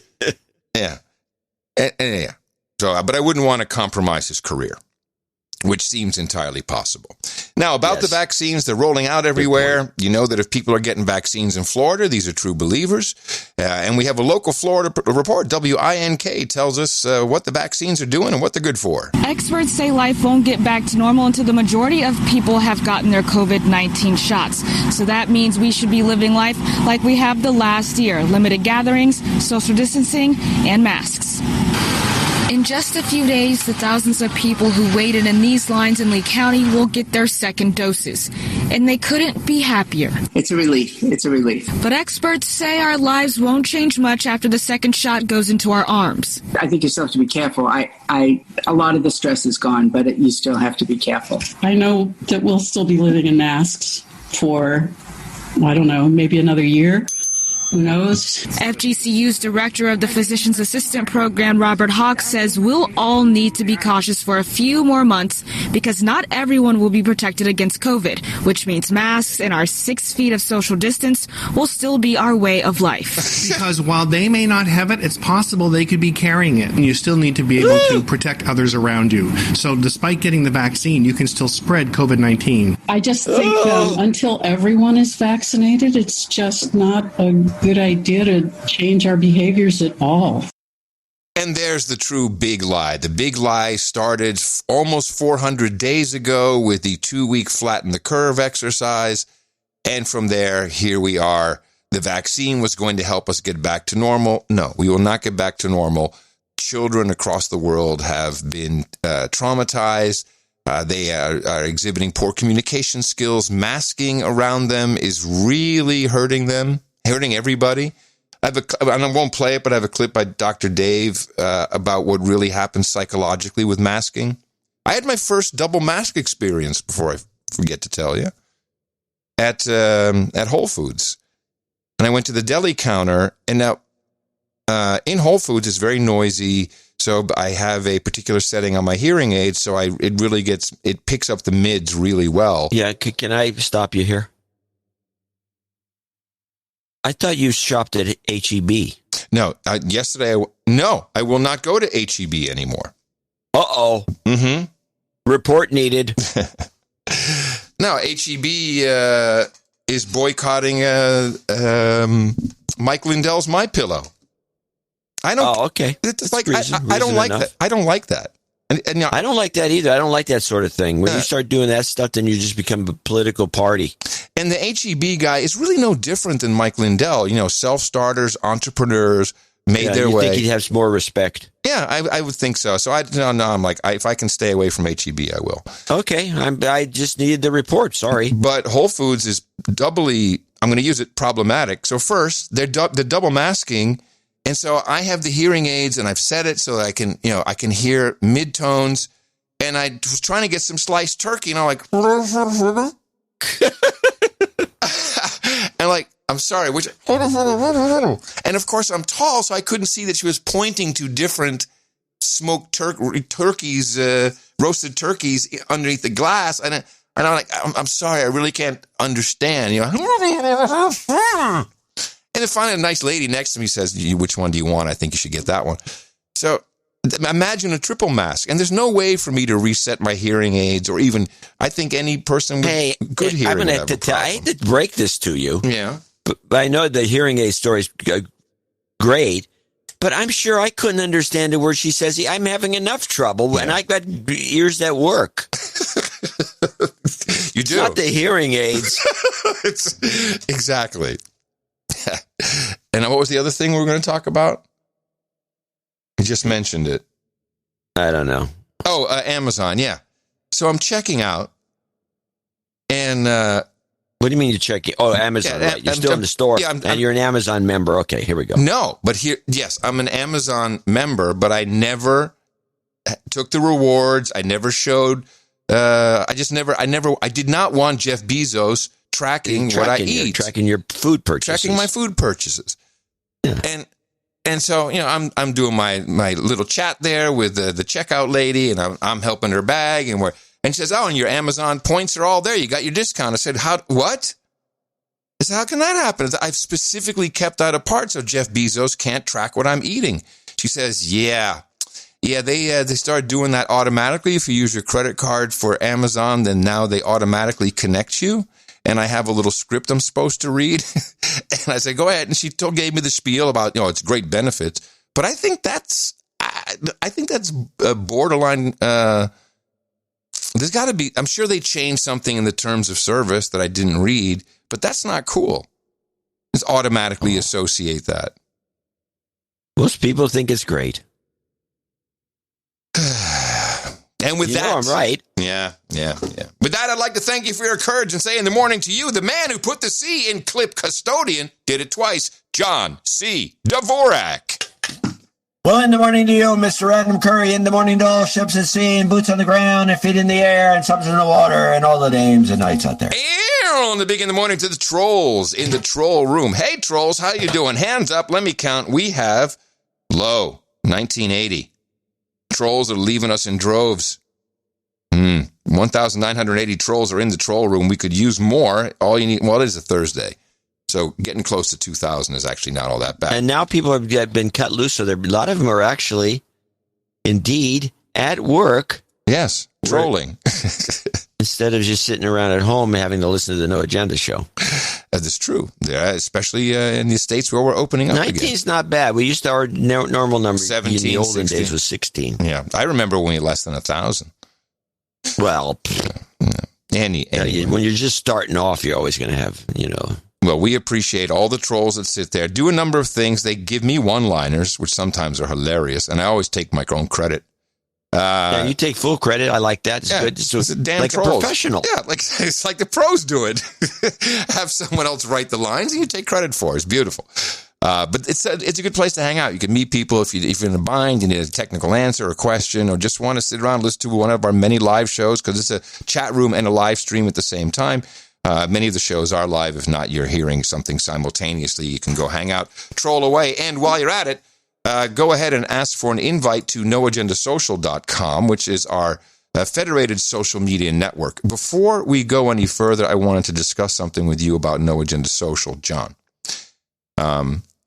With the knowledge that, or my own theory, that the public square idea is bullcrap, that doesn't work. So Twitter can't be the digital town square. What did people used to go to the town square for mainly back in the olden days? To have coffee? No. Well, yeah, they'd go there to have coffee. But if the whole city or the whole town, the whole village came together at the town square, what was the main reason? Get drunk. Watch someone get hung. Oh, there's an element to that. I thought it was mostly to meet people. Well, yeah, you can meet people while someone's hanging. While someone's getting hung. Yes, exactly. So that's the same thing that goes on social networks. At a certain point, it's just too unwieldy. This is a very, very unique point. Well, and here's where I'm taking that. I know where you're going. Okay, you'll see if you're right. Knowing that at a certain point the scale is a problem, that's why I'd like Mastodon, because you can have other people with other groups. And a good way to identify a group that you, or groups that you belong to, is through the podcast you listen to. So people listen to No Agenda. They may listen to Ben Shapiro. They may listen to Jordan Peterson. They may listen to the Pool guy. I mean, you can identify. And I'm sure that there's a different discussion wherever they're taking it that Tim Pool has, and a different discussion where Jen Briney looks at things. Now, if everyone had a Mastodon server, you can still see what the others are doing without necessarily being a part of their timeline. And this is what I like about the federated part. And I'm considering, now that we're nearing 9,000 members on noagendasocial.com, I'm considering closing it at 10,000. And then, but leaving Federation open so you can have another No Agenda related server or anyone else who wants to go somewhere else, and you can federate with us and you can still be in the conversation. But I think we're nearing a point, just looking at the number of people who are ratting on each other and reporting, not that anything will ever happen with you doing it, because I won't. I think it's time to shut it down at 10K. What do you think? So let me summarize what you're saying. You're saying that the No Agenda Social is becoming such a pain in the ass, and the overhead is so high. No, it's not what I'm saying. And it's getting so annoying. Nope, that's not what I'm saying at all. That you could shut it. That is what I'm hearing. I know, that's why I'm countering you. That's not what I'm saying is, when you have too many people in the town square, it always starts to suck. So to circumvent that, you can have your own server and you can argue with your own people and your own friends, and they can be No Agenda listeners, and you can federate and you can jump in and out of conversations, but we can't have 20, 30, 40,000 people on the same timeline. It will just suck. I know it will. Well, yeah, you're probably right. Okay. That it will start sucking. Yeah. Well, here's the question that I'd have. You hit 10,000, we're closed. Yeah. And I'll have a link. It's like, here's other. Now, if somebody quits, can somebody take their place? Yeah, I guess we could do that. I mean, I'm just, it's an arbitrary thing I'm stating here, but I'm very worried that it's so beautiful now. And I'm already seeing, Aaroner, who's running this, he made up a page, since he's running it on his infrastructure, of legalese. Now, it's very funny, and he's well written, and he's covering his ass. The fact that he has to do that tells me enough. So, how about this for another idea? Mm-hmm. Shut it down tomorrow.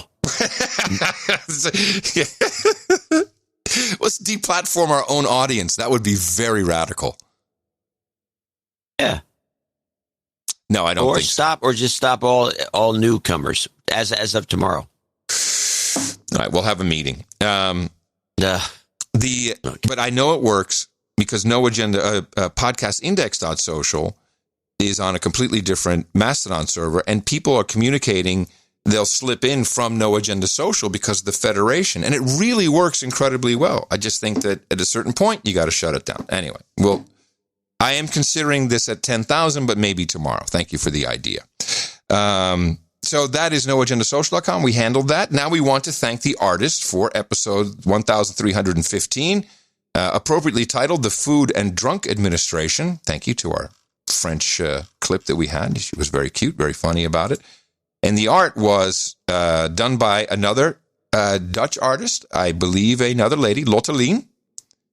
And this was again, a fine No Agenda product. The Anyways, Better Double Up, 33 masks. If one's good, two is better. 100 days. And it was in the familiar feminine hygiene packaging of, what is the real brand that was spoofed on here? I thought it was Depends. No. Anyways, no, it's Flyaways or Breeze Away. It's something light and lofty. It was just good. It was good. It was very funny. Yeah, well, that kind of thing, by the way, for artists out there who can do a package and do it like this one. We've done a number of these over the years. They're always appealing to us. It's always because it looks like somebody designed a package from scratch, and it's got all the elements you want. Some jokes in there, the 33, and all the rest. And it's always a winner. It is. When I first saw it, Adam was, indisposed. I was looking at the art and I said, this is one that we're going to pick. You can just tell them feel immediately. The original brand is always.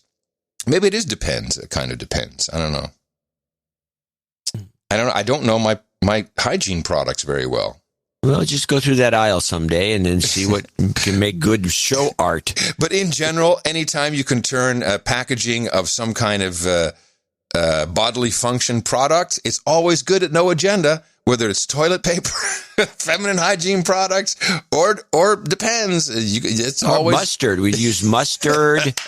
We've had breakfast cereals, movie posters. Yeah, there's a lot of all good repurposed. Things. Yeah.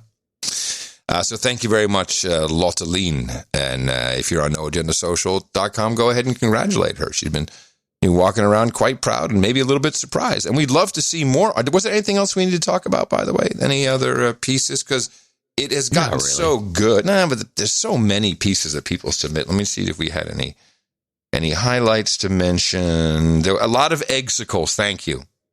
Yeah, the eggicles weren't going to make it. I liked it. It's a funny idea. We saw it, it just wasn't going to cut it. For one thing, it's just not on appearance alone. It's not just very appealing. Yeah, it's not attractive. Not very appealing. And yeah, I mean, you guys are doing good. There is quite a lot of choice. That's for sure. And for those of you who haven't seen them, if you want to see some of these pieces of artwork, our very own producer, Dreb Scott, puts them into our community-created chapters. And if you're using a Podcasting 2.0 app, you can see them along with a transcript, which you can search, newpodcastapps.com. And as part of our value for value model, where we accept any kind of support because we call you producers, we expect it, time, talent, treasure. And here are the executive producers and associate executive producers for 1316 who are taking us all the way financially. Indeed. We do have a few people to thank today's show. Starting with our buddy, the mystery man, Sir Anonymous of Dog Patch in Lower Slobovia. Whoa, Dog Patch back. It's his monthly support. With his monthly support and code. Okay. Today's code is $1,321. $1,321. Okay. You keeping a running tab on those? Well, I tried to see the patterns, yes. Oh, before I forget, back to the vaccine thing. Yeah. This is a good example of why people should listen to this segment. I'm making a prediction, a red book prediction. I thought you weren't participating in that anymore. I broken my own rule. All right, hold on. Somebody out there can write this. I'll get called up because it's going to happen, and you'll probably agree. I've got the book. Here we go. Hold on a second. In about a year from today, okay, it's going to be determined that you're going to need a third booster shot for the COVID vaccine. No, it's easy peasy. Okay, if you think that's some huge predictor, I'm just putting it, making sure it's on the mark. Okay, I mean, by 2022, we beat around the bush about some of these predictions, but I'm just going to put it down straight up. Okay. Everyone's going to need a third booster. By 2022, third booster COVID vaccine recorded this day, January 28th, 2021, 12:58. You're in the book, sir. Good to go. So it'll probably be around now. Yeah. In the book. Sir Anonymous and Dog Patch in Lower Slobovia writes, thank you all. Thank you to all of the producers and their 3 T's that make up the best podcast in the universe. I can only provide the enclosed third T. Oh, we appreciate it. It's the other 2 T's. Time, talent. Okay. In response to vaccine questions, my response has been, quote, my amygdala is too small. And I sometimes add, quote, I can only take it in the buttocks. How does that work? So far, these comments have stopped all follow-up questions. Good. Family members are concerned that if the vaccine is ineffective or harmful, it will be blamed on the Muslims. Really now? Well, on the apparently on its Muslim developers. I guess there's some Muslims in the lab, as is not uncommon. And we will be back on the othering list. To the many that asked why moderate Muslims were not outspoken over the corruption of their faith, when a knife is at your neck, you are silent. Yeah. In the U.S., fear of a deplatforming, boycotting, or firing is having the same impact. Terrorists that use physical violence and the ones using economic violence are the same. The current controlling party, which makes our show interesting. Yeah. The current controlling party is more effective in eliminating opponents than their more capitalistic opponents. This is today's McCarthyism, and No Agenda's VFV model, with its outstanding producer support, protects it from most tyranny. Correct. Always assume that they will keep looking for ways to block freedoms. As noted by the Founding Fathers, they don't list freedoms in a constitution. You list the freedoms that can't be taken. That's correct. Whatever lifting of the Muslim ban means, this would Biden did. Yeah. Nobody knows what that's about. Yeah. Traditional bureaucracy must prove progress to demonstrate effectiveness. I expect efforts will be made to assure improved Muslim admittance. Taking from the one-drop rule, we will have a one-prayer rule. Perhaps everyone will be offered beacon for entry, and then those that refuse are counted as Muslim. Bacon, not beacon, bacon. Oh, makes it funny. That's a joke. Over. I'm sorry. Read it over. Yeah. Perhaps everyone will be offered bacon for entry, and those that refuse are counted as Muslim. Since Jews might be caught in this count, improvement is assured. So they won't come in either all Muslim. No.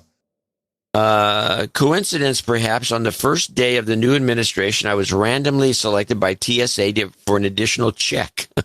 Some things never change. Yeah. Adam and John, avoid small aircraft and hot tubs in 2021. Freedoms will be battered, and they will find ways to reduce the noise. No jingles, no karma. Thank you very much, Anonymous of Dogpatch and Lower Slobovia. Always with a coded message that rips through, cuts through everything like it should. We never understand the numbers, but we love you for stumping us for years now. And thank you for your courage. Very much appreciated. Eric Deacon's next on the list from Concord, Virginia. And he came in with $1,000. Whoa. In the morning, please de-douche me. Thank you both for the much needed. You've been de-douched. Thank you both for the much needed amygdala shrinkage. I started listening in March after seeing Adam on JRE. Rogan donation. Your news deconstruction couldn't have come at a better time and has kept me sane during the pandemic. Plandemic, he writes. Mm-hmm. I hit my friends Mike and Brian in the mouths months ago. Please call them out for being douchebags. Douchebag. One more, I guess. Yeah. Douchebag. I'm honored to join the roundtable. I'd like pen rips and Chick-fil-A nuggets at the round table. I don't know what a pen rip is. How can we order it if we don't know what it is or where to get it? Well, I put it on the list, so I'll just see whatever shows up. Please knight me Sir Eric the Grease Monkey, Knight of Sunset Ridge. For jingles, may I have a Fauci wheeze followed by a Climate Gate jingle topped off with another Fauci wheeze. Thank you for your courage. Keep up the great work. Oh, a pen rip. It's a vape term. I should have known. It's a vape term, yes. Does he need a topped off Fauci wheeze? Oh, he wants two wheezes. Okay, no problem. To the gate, to the gate, to the climate gates.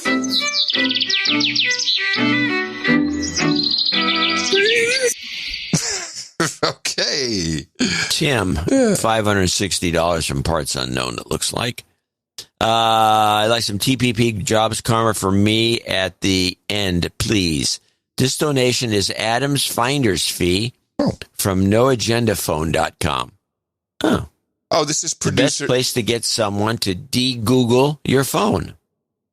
Been great talking with all the producers and answering their questions. Have a supplier that says they will not neuter my ability to purchase in bulk. So we're back in business. The website now has a detailed how-to vetted by several producers that anyone with basic MS Windows skills can follow if you'd like to try it yourself. I'm sure there's plenty of people that would love to try it themselves, and then they can send you the busted phone. But we are also happy to do it for you. There are several producers on NA Social who have experience, so feel free to ask questions there too. This is a very good example of how the No Agenda Show works, and for those who are new, it's fun to look at this. So we have a producer who is very adept at de-Googling a specific type of phone, which you can order or he will order, and he will put on Graphene OS. And this is an OTG OS to some degree, but you certainly have a lot more control over what's happening. I'm using it. I'm very enamored with it. I like the ability to stop a lot of tracking. So he just decided after hooking me up that he would set up noagendaphone.com and offer this as a service. And he's charging some small fee for it. I know that he has a real job, and he's swamped now. I'm not over swamped. He's swamped. He's got a lot of people. And so he's giving us a piece of the action, $560, which is super nice. Didn't have to do that. But I love this. I love that. You know, and we're not saying we have no contract. We're not saying, oh, you can't use our show name. You have to talk to the lawyers. We don't do any of that shit. No, it's time, talent, and treasure. And you're bringing it all. Thank you, Tim. Jobs. And jobs. You've got karma. Love that. I love that. Just like noagendashop.com. Another same idea. Yes. I'm going to just put something out there, which I think is No Agenda Shop has sent me a note about how they send us money, and they're thinking, well, what about 1090? Do we get a 1099 or whatever? If you're one of these shops, like I say Lavender Blossoms, I would say our phone guy, Tim, and No Agenda Shop, we do plug you we plug you on the show and we give your your name. You send a note in that we read. I think you can just count the donations to us technically as advertising. Why not? It is advertising. I mean, we don't take advertisers per se, but this is a form of advanced advertising. You're just telling them how to account for it if they're a business that is doing business, which is non-business with the No Agenda Show. We don't really want to do any business with you. That's the basic. We don't want any paperwork between us and you. Isn't that what you're saying? Kind of. Yeah. But I think technically it is advertising. So you guys have advertising. Okay. Hey. Cor Verwerd in Wooldenberg. Okay, hold on a second. I need to help you a little bit on this one. I think so. Yeah. But I don't have a note from him. It is Cor $333. There's no note to be found. Cor Verwoerd in Woudenberg. Woudenberg. Beautiful. Thank you, Cor. I did not see a note, neither did John, but you got the magic number, so we appreciate it. 333. 333. No, 00. Yeah. Onward with the associate execs. Brad Fisher at the top of the list from Hot Springs, South Dakota. 250. I don't know why that's funny. I've enjoyed the show the past few months thanks to Joe Rogan and Queen Jordan the Roper. Who's Queen Jordan the Roper? I do not know who Queen Jordan the Roper is. Thank you both for all the truth you share. You may de-douche me. You've been de-douched. He says he'd be happy to be a silent donor so John C. doesn't have to read this. If you ever come to the Black Hills, which I've been to, this is a nice area, I will happily buy you a beverage and raise a glass to freedom. Semper Fi. He's obviously a Marine. God bless. God bless you, ma'am. Of course. John, I would like to discuss at some point maybe a little break off since we've been going 52 weeks nonstop. Let's go for 53 weeks. Sure, I can do another 50. We can do 54, 55, but we should just pick a date when we can, I need 2 shows off. I need a Sunday and a Thursday off. Okay. Okay? Cool. Thanks, Dad. Done. You're so easy. You're a pushover. Sir Crusher-Lot's next on the list. The Black Knight of the Leelanau grape fields in Grosse Pointe, Michigan. Yes, I believe so. They grow grapes everywhere. Some places they actually make decent wine. 236.63. Ooh, before you continue, thank you to Amy and Chris from the Verite Winery. What is it? The guys you visited. Oh yeah, Verite. They sent me 2 of their 2013. Yeah, I guess is that what you guys were drinking up there? Well, we're drinking a lot of stuff, believe me. Oh my goodness, so sweet. So nice that they sent that. And I know they're like, don't drink it without your wife. I'm like, no, I'm not allowed to drink it without my wife, says right here. Don't drink it without your wife. Okay. Where's your wife? She's here. I'm just not allowed to drink it without her. Yeah, this isn't tonight. Both 100-point wines. Tonight's the night. Tonight's when it's going down, baby. Almost all their wines are 100-point wines. Anyway, so yes, thank you very much. It was very, very sweet of you to send that to us. Very nice. Yo, dudes. Sir Crusher-Lot, Black Knight of the Leafenau grape fields, reporting on the eve of his 65th birthday, January 29th, opting for brevity. His birthday's on the birthday list. He's on. Opting for brevity at the expense of courtesy. I submit the following agenda. 1. Shout out to my salaciously slutty girlfriend. No, Dame. it's sultry. Oh, I'm sorry. I read it wrong. Shout out to my salaciously sultry girlfriend. You're like Chuck I was Schumer. Thinking as I said it. I don't know. They must have a funny relationship. You're like Chuck Schumer with his insurrection. Mm-hmm. Insurrection. Dame Chardonnay of the Leelanau grape fields. Okay.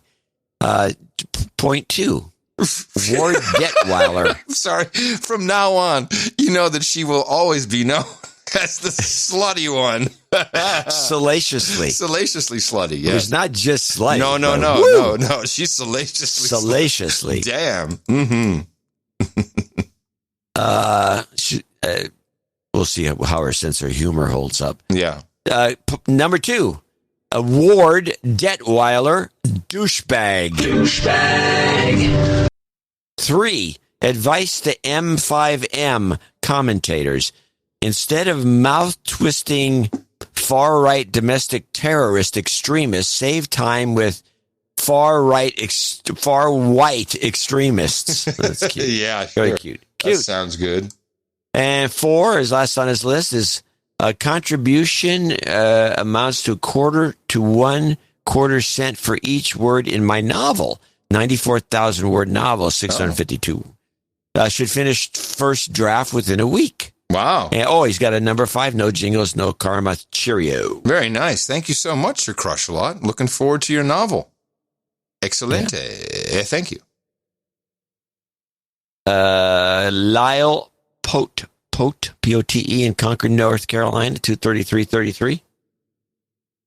Another, my buddy Zach hit me in the mouth in June, and I've been listening ever since. This is my first but not last donation to the best podcast in the universe. Please de-douche me. Mm-hmm. You've been de-douched.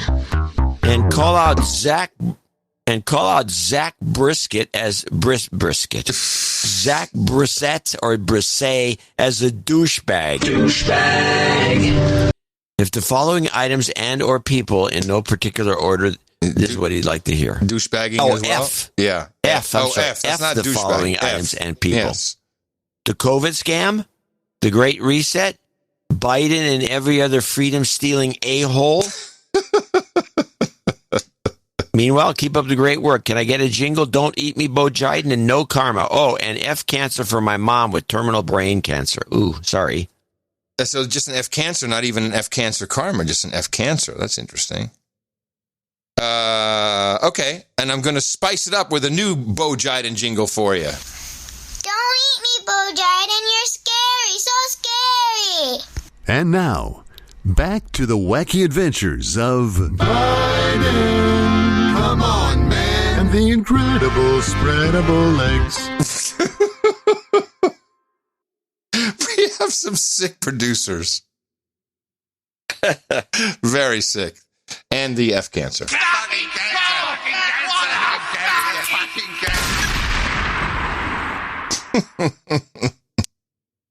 Sergeant Postal Manuel Obando in Miami Lakes, Florida. $200.33. And this is a short segment today, only 9. Yeah. And he'll be our final. So maybe we can pick it up on Sunday. Thank you for doing a great show. No agenda is very important. As a night, can you put my birthday on the list? March 15th, it's on there. But the real reason I wrote was to let you know something I haven't heard talked about. My cousin is a medical student at Miami, University of Miami, a very good school. She got the COVID vaccine. Her teachers told her the vaccine is only good for 3 months. I asked my friend, who is a nurse, and she agrees. That is probably only good for 3 to 6 months.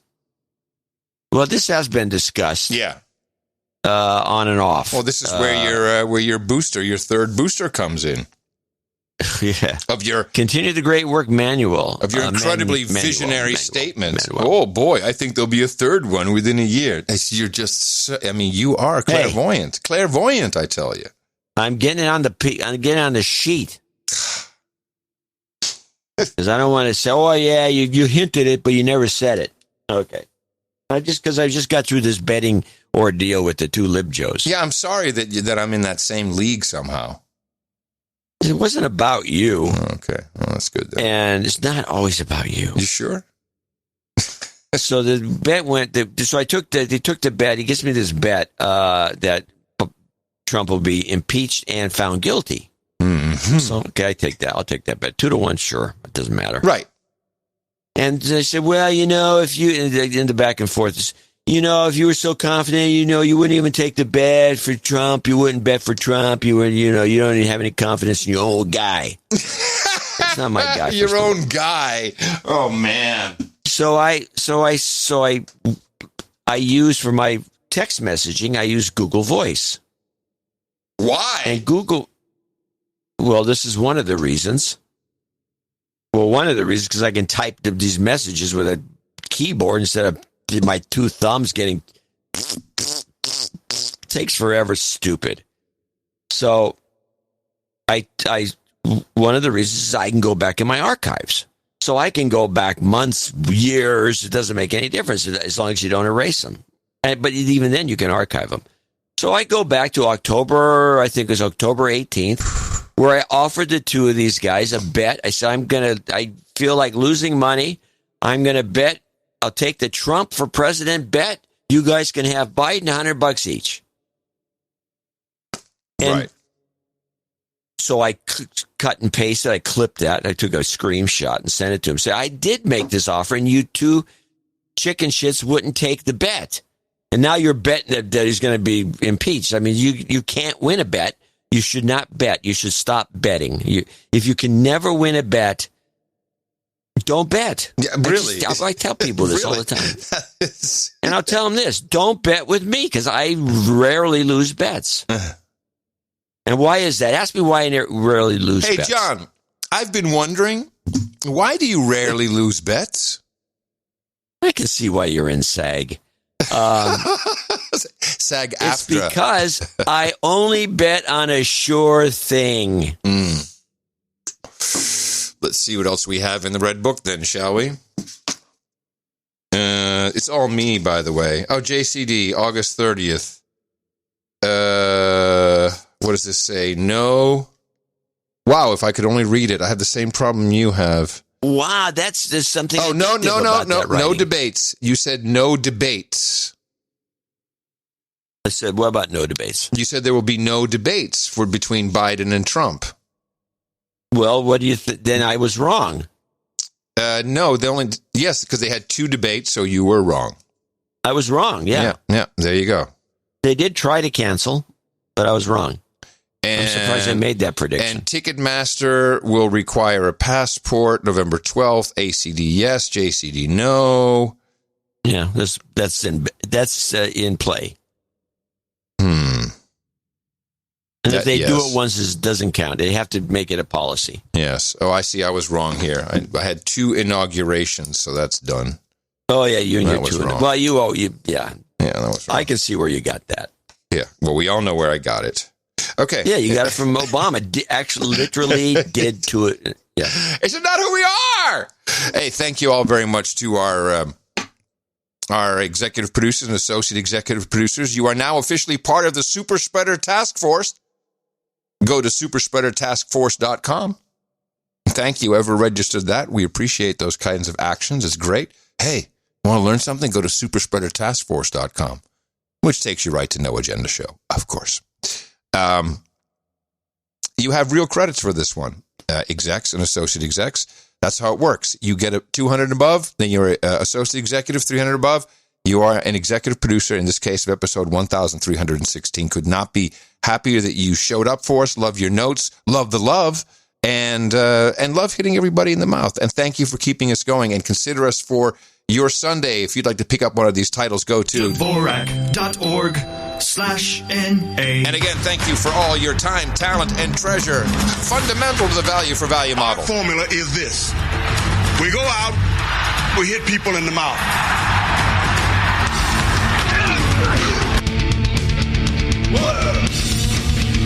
Order. Shut up, slave. Shut up, slave. So Davos started.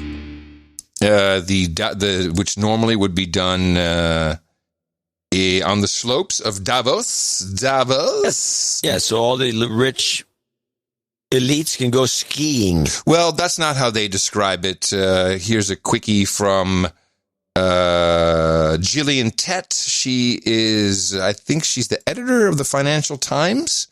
And this is how she feels about not being in Davos. I'm sad not to be in the mountains. Normally I'd be slithering around on the snow right now in Davos. Yes, because that's the kind of job you have, biatch. Ugh.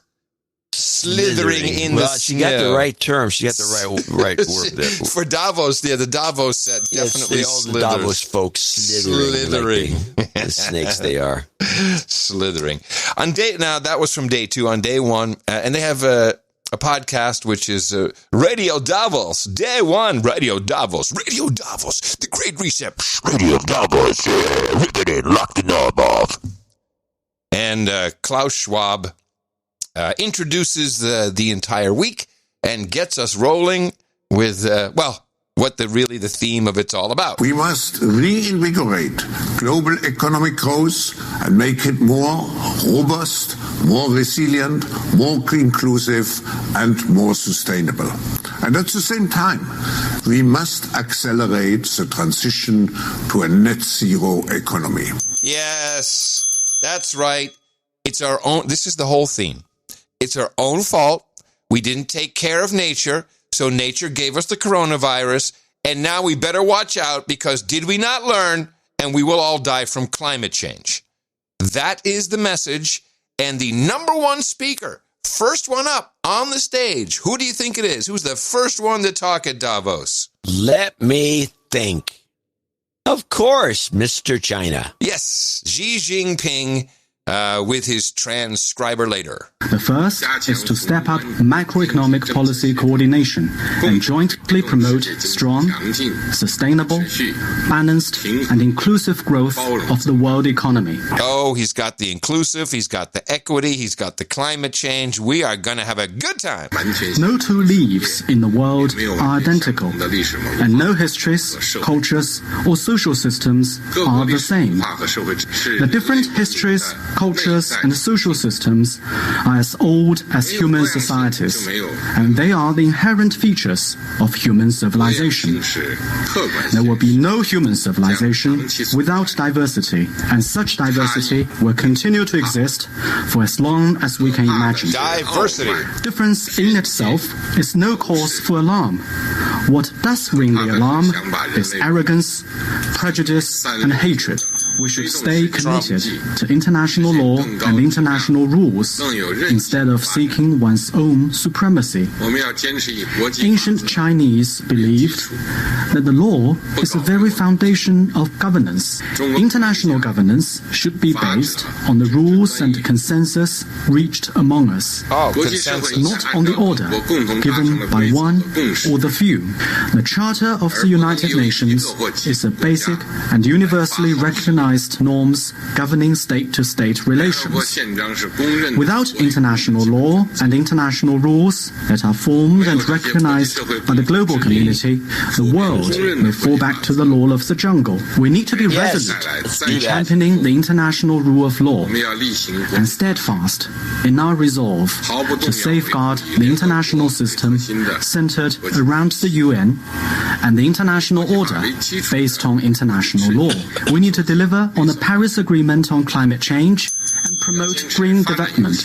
We need to give continued priority to development, implement the 2030 Agenda for Sustainable Development, and make sure that all countries, especially developing ones, share in the fruits of global development.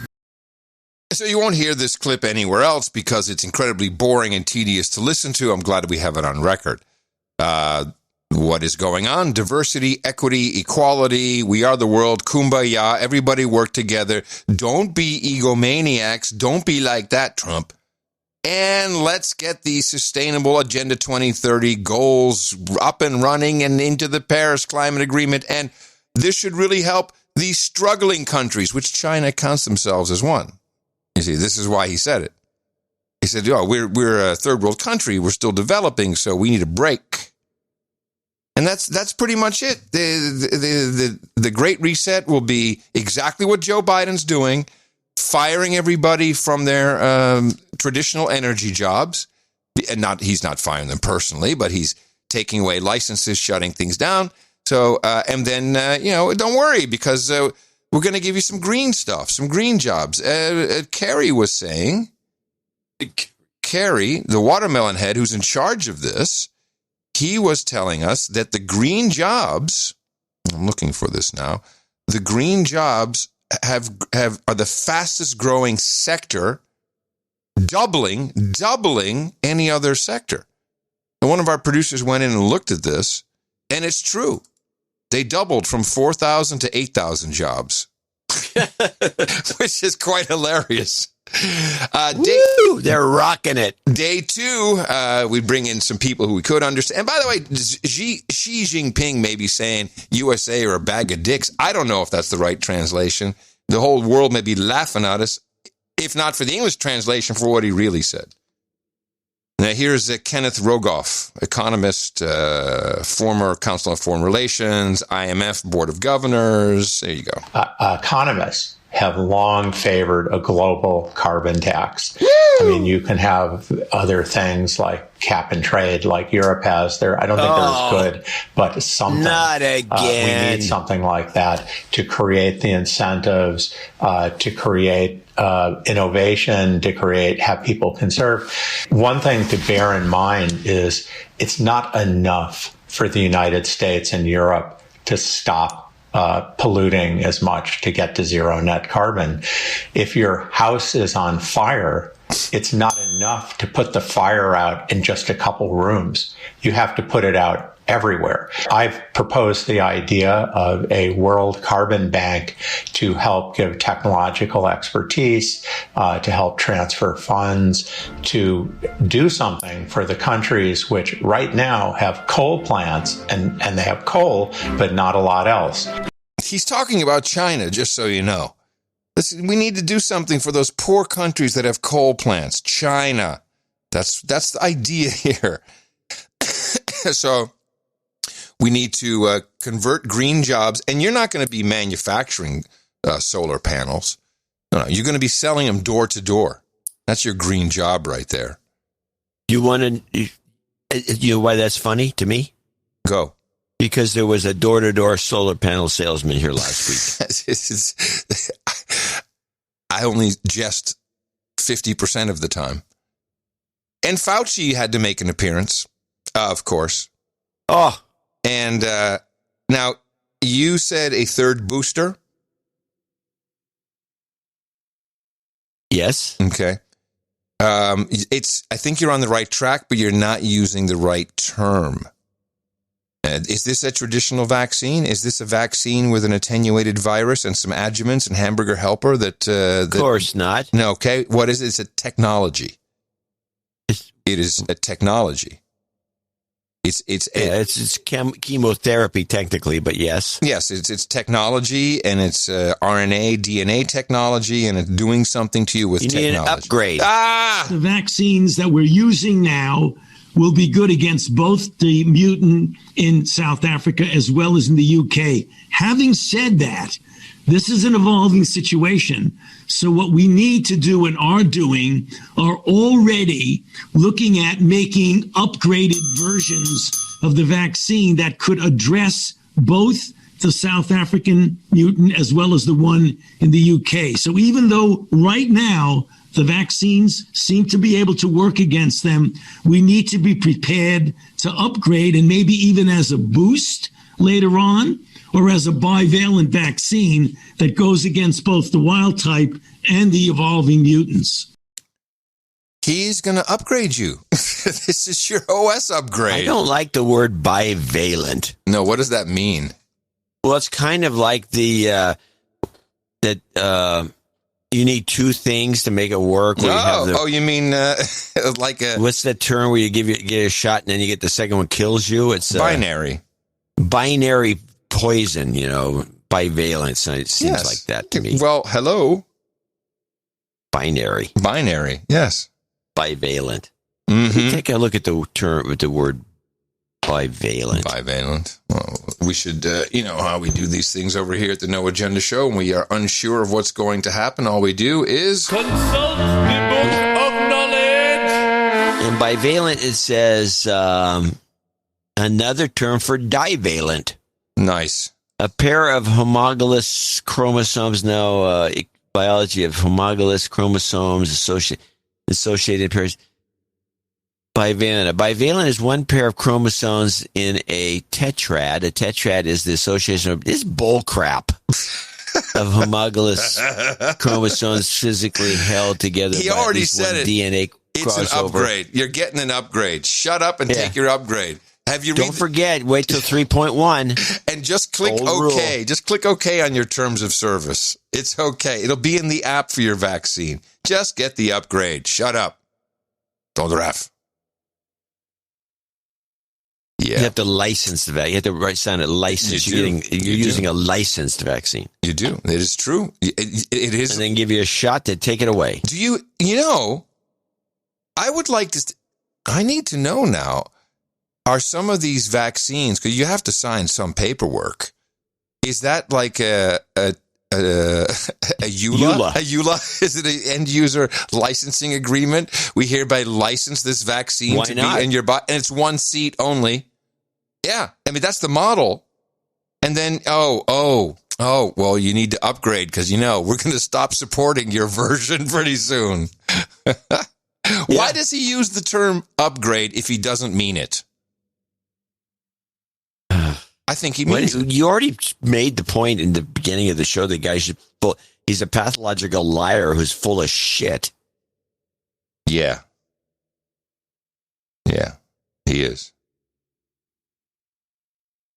Oh, man. He's also the highest paid government employee. Did you know that? Yeah, I did know that. Or he's in the highest group. I think he's not the only one making $480,000. There are a few others, I think. Just about China real quickly. I'm sad to hear this. This is boots on the ground from Iran. This is Hans. I met his wife and him in Delray last year. And he said that, and she's Iranian, and she just got off the phone with her mom in Tehran, and she mentioned the worsening air pollution. From her parents' home in Tehran, they can normally see downtown. Now they can't. And the blame is going to the Chinese, and I looked this up, and there's a number of stories about it. The Chinese moved into, there's a particular town near Tehran with their Bitcoin mining operation. And the Iranians went, yeah, cool. Just don't worry about them. Shut it off for those slaves. So they've had numerous power outages. People are complaining. And then finally, and there's like some 25-year agreement they have to use Iranian power at the expense of Iranians. And then finally, the Tehran Power Company said, no, we got to cut back a little bit. But instead of cutting back, they just fired up these really old, smoky diesel generators to be able to provide it. And that has now blanketed all of Tehran in thick smoke. Thank you, Bitcoin. Oh, by the way, in Iran, they don't say Bitcoin. They call it Bitqueen because that's a mispronunciation. It's stuck. I like it, by the way. Bitqueen. Instead of Bitcoin. Very strange. Yeah. Well, good for the Chinese. Hey, if it were up to me,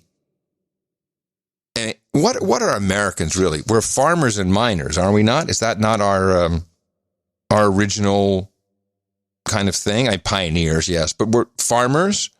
We're miners. Yeah, we're big-time farmers. We're massive farmers. Right, and then we institutionalized farming. We corporatized farming. We're farmers. Right, we're farmers. We do farmers. A lot of mining. I mean, a lot of the money from this country came from the miners in the 49er area. Thank you. Yes. In California and elsewhere.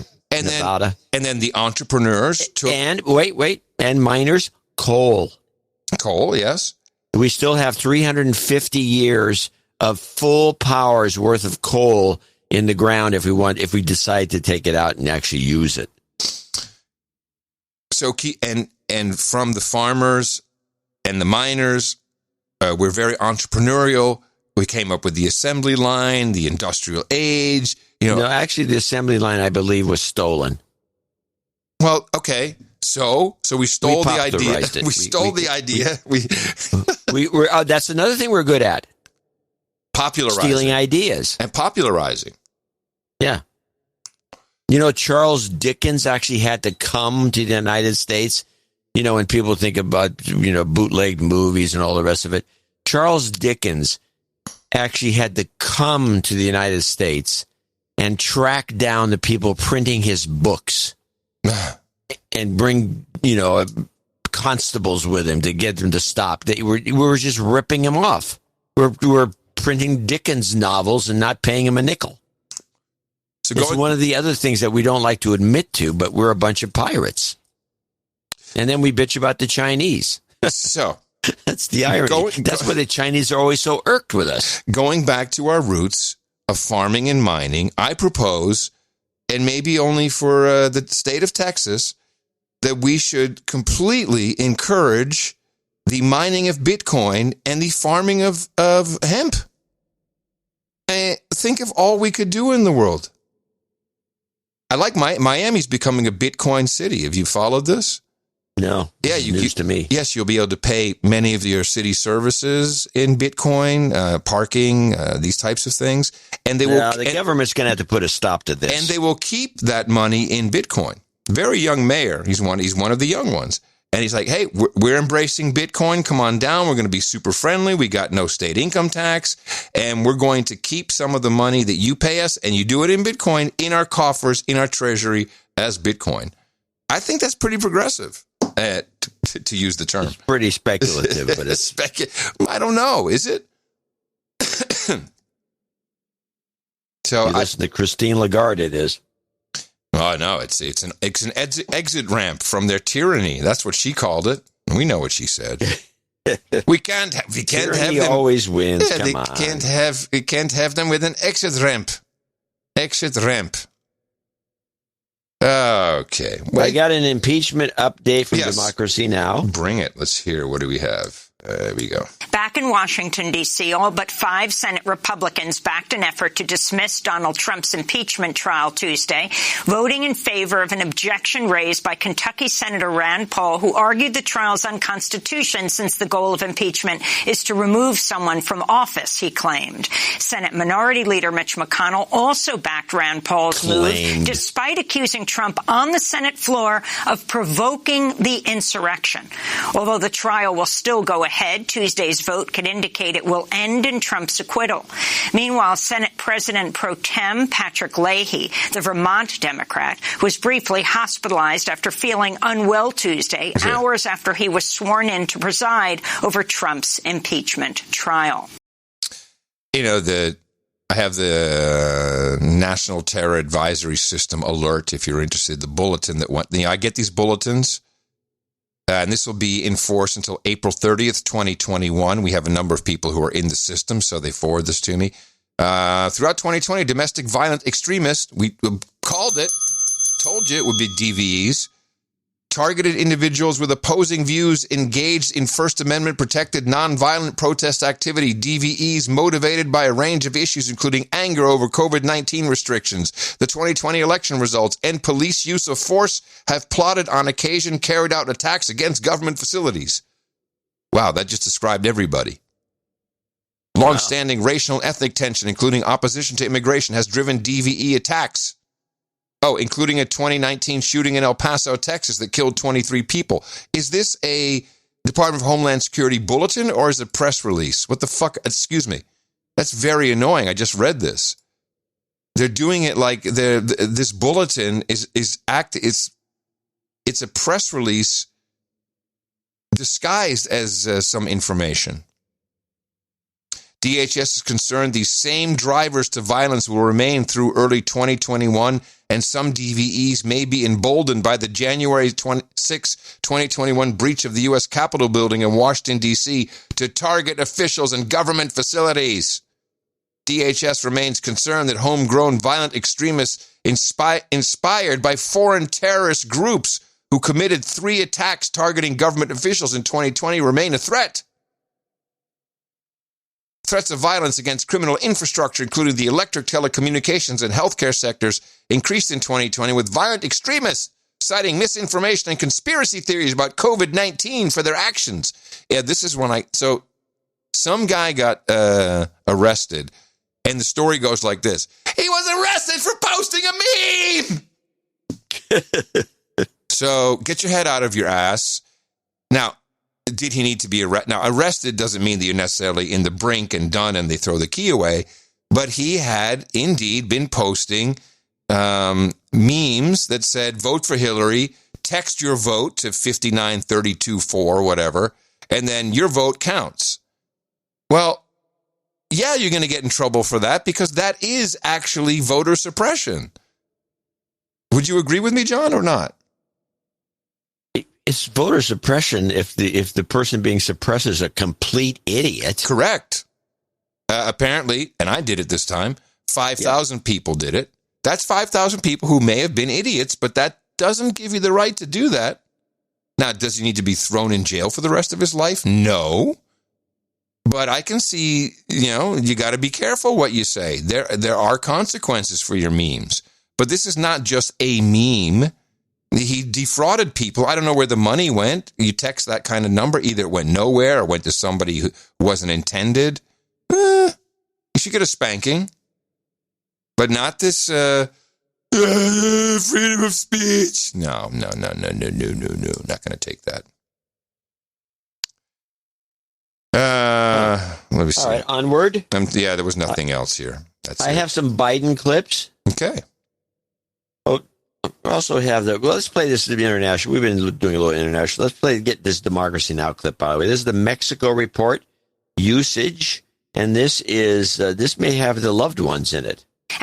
Mexican authorities have launched an investigation after 19 bodies were found shot and burned over the weekend in a town near the U.S.-Mexico border. Relatives of asylum seekers from Guatemala say they believe 13 of the dead could be their loved ones and includes teenagers who were trying to reach the United States. Yeah. And those are some of the headlines. This is Democracy Now!, democracynow.org, the quarantine report. Okay, so does that fit with the way we described it? Not really, I don't think. I stretched a bit out as long as I could. Yeah, but I don't think it really handles it. Let me just, What did they do here? And Mexican authorities have launched an investigation after 19 bodies were found shot and burned over the weekend in a town near the U.S.-Mexico border. Okay. Relatives of asylum seekers from Guatemala say they believe 13 of the dead could be their loved ones. Okay, yeah, that's kind of weird. The idea would be that these were illegals trying to break into our country, called asylum seekers. And so they're really doing something bad, but then therefore they're loved ones. I don't know. I don't think Amy's been clued in at all how to use this. She should be fired. We only play. He produces the show. All right. There you go. So I got some Biden stuff. I want to play some Biden clips. Your new president, ladies and gentlemen. Some clippage.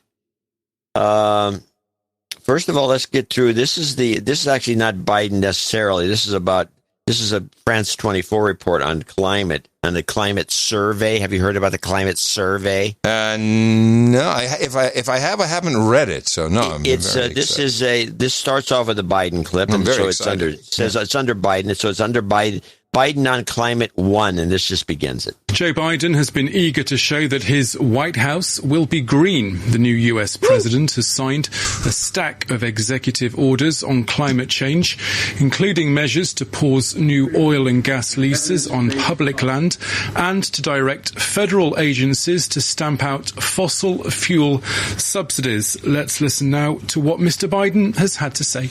In my view, we've already waited too long to deal with this climate crisis. We can't wait any longer. We see it with our own eyes. We feel it. We know it in our bones.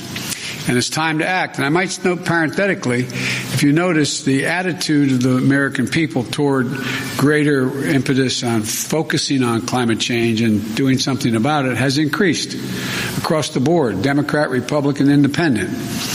That's why I'm signing today an executive order to supercharge our administration's ambitious plan to confront the existential threat of climate change. It is an existential threat. I'm going to supercharge it right when the sun comes out and the wind blows. I got to wait for it to supercharge. Listen to the end where he pronounces it existential. No, he's lost his marbles. He can't do it. Joe Biden has...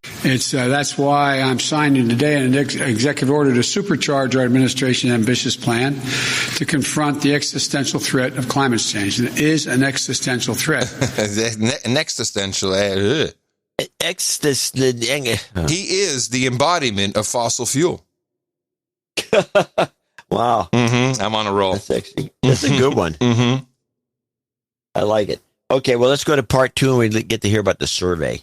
Now, a new survey conducted by the United Nations and Oxford University has found that concern about our planet is far more widespread than previously known, and the majority of respondents want urgent action. Valérie de Kimp reports.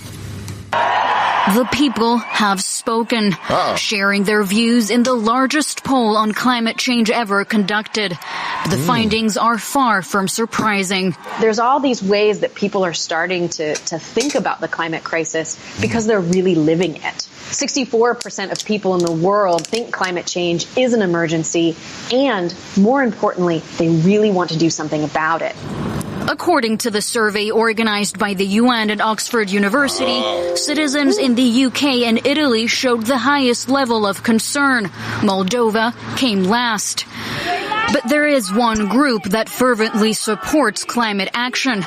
The survey used pop-ups on video games to reach out to teenagers who are normally left out of similar polls. 70% of under 18 said climate change is an emergency. That figure drops to 58% among people over 60. Overall, more than 1.2 million people from 50 countries took part in the survey. It really brings the voice of the people to this moment where world leaders are making big decisions about our collective future.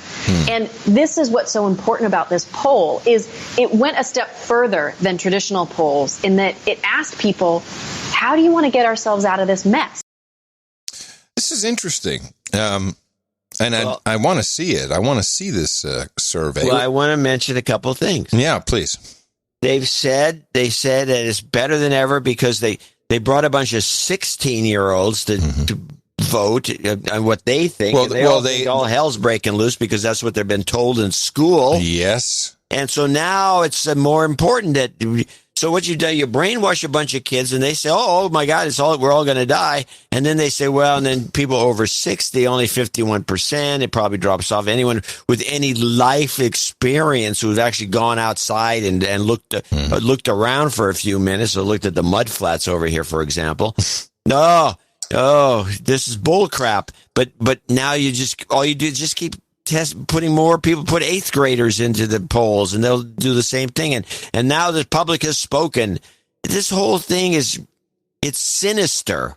Well, two things. One, it was an opt-in poll, and they popped up pop-ups on video games. So yeah, that's your really pre-qualified audience. Fine. The statement was 64% of people think they're experiencing climate change. Yes. Think. Right. The word is think, and that's the word used in the report. Think. And then finally it dawned on me, if the Curry Dvorak Consulting Group was advising this merry band, I would say the strategy would be something like this. If you want to weaponize the children, and Greta is falling down. Greta was on, you notice I didn't even clip Greta. She was on the Davos day one as well.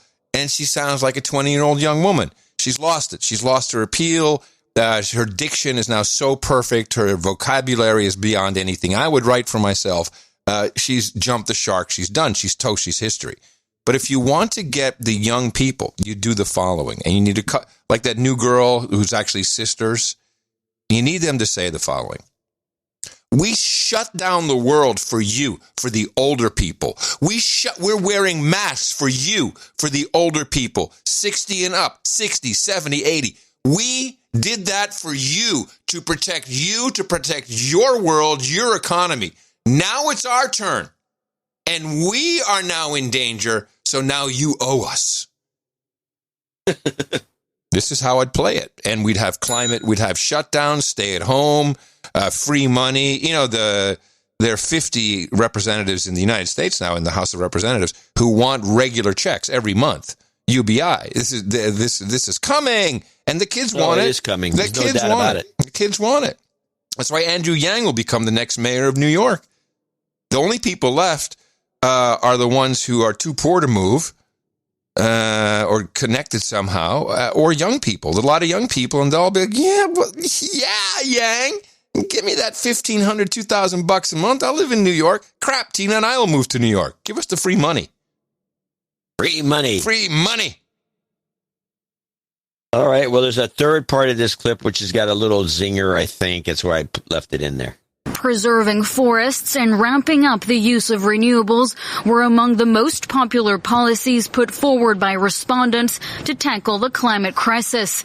But when it comes to individual actions, only 30% of people said switching to a plant-based diet was the answer.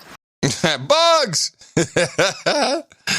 Now, the way this was presented by F24 was, if you listen, if it was just the tone only, they could have gone the other way with it and said as many as, but only, meaning that they're idiots. Only 30% wanted to switch to a plant-based diet when it should be everyone. Yes. So it was like scolding. Yeah. I got that. But okay. So the whole thing, Oxford and UN, they want us to eat bugs. You're right. Eat bugs or plants, not peas. Not just bugs, but it gets worse. You know, we have been on the mac and cheese tip for a long time. And now they've come out with a Valentine's pink. Yes. And flavored and candy flavored mac and cheese. Yeah. When are they just going to get right down to it and just make mac and cheese with bugs? How about just forget the bug and cheese? Just go straight for bug and cheese. You get cheap bugs melted with cheap cockroaches. Cheddar. Wait a minute. Hold on. I feel a product meeting. Cockroach and cheese. Cock and cheese. Cock and cheese. Yeah, okay, John. Let's see that. Mommy, I want some cock and cheese. No, that's not going to work. meal. Let's see, macaroni. What sounds like macaroni? Mac. You got mac and cheese, mealworms, mac and bug, mac and cock, mac and cockroach. Mac and I don't know, but yeah, we definitely have to work on it. Mac and mealworms. There you go. I'm going to show my support by donating to No Agenda. Imagine all the people who could do that. Oh yeah, that'd be fab. Yeah, on No Agenda in the morning. And we do have a few people to thank for show 1316, which we got a lot of notes from people saying, hey, I didn't get in on. So I'm sending this note in for show 1315. The note came in yesterday. People, keep up with these show numbers. It's 1316. Next show is 1317. It starts off with Bruce Hall, cirrhosis, the first in Encino, California, 131. He actually sent a note in. Let's see if there's anything that's important. He sent kind of a long. I'll read this. Go ahead. It's always something important. It's something. If you go through the trouble of writing a note. Yeah. Oh, don't say that. Don't say that. Well, dude, I've said it before because people. It's too much. Oh, you have to sit down and actually write. Oh no, I'm not going to do it. So this comes from my business account. I am a knight using this email address, and he's got the address.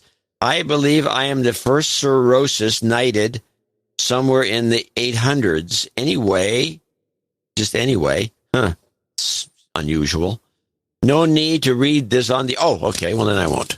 But thank you, cirrhosis.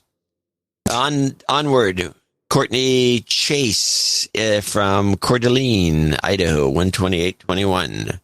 Oh, another note came from Courtney. Where is the Courtney's note? Right. What are you doing reading these notes? You're breaking down, man. There's an important note in here somewhere. Oh, you just don't know which one it is. Okay, we'll wait until you bump across it. That's fine. Okay, John. And anyway, she came in with 12821. She has a lengthy note. It's a birthday. She's got a birthday. What? Why is she not on the list then? Because no one ever. Because this note wasn't one of the printed notes. It came in as an email. Is this John Lip? Says John Lip. No, I'm sorry. Courtney Chase. Okay. All right. Hold on. I'm going to the birthday list. No problem. All right. Yes. All right. And what's her birthday? Courtney Chase. Here it is. I got her note here on the email. Mm-hmm. It's honor of her smoking hot husband, Ryan. Okay. As he hits the big 40. Ryan is the absolute best partner. Lately, 3-year-old daughter became randomly yelling China, asshole. And our 5-year-old cannot get enough of the pasta Glock. No agenda. Corrupting your children in real time. All right, okay. I got it. He turns 40. On the list. Good. Move on. Here we go. Okay. We had a bunch of requests and stuff, but she doesn't realize that she's obviously a Rogan. Roganite just came over. John Lips, $111.11. Alex Van Abel, Bronx, New York, 111. Marty, there is something funny about a 3-year-old yelling China. Is that so? Marty Sagrinos. I'm surprised. Has Theodorable not learned this wonderful phrase yet from you? We've been working him to get him to say stuff to get it recorded and we put it on the show, but so far it's it's a little, it's 2-3-year-old. It could use a little more enunciation. I keep yelling at him. John, that's not good enough. Show him the anal swab. John Greiner in Hendersonville, Tennessee, 7770. Susan Claycamp, Dame Foreign Lady before in Dacula, Georgia, 75. William Elliott in Aiea, Hawaii. Excuse me.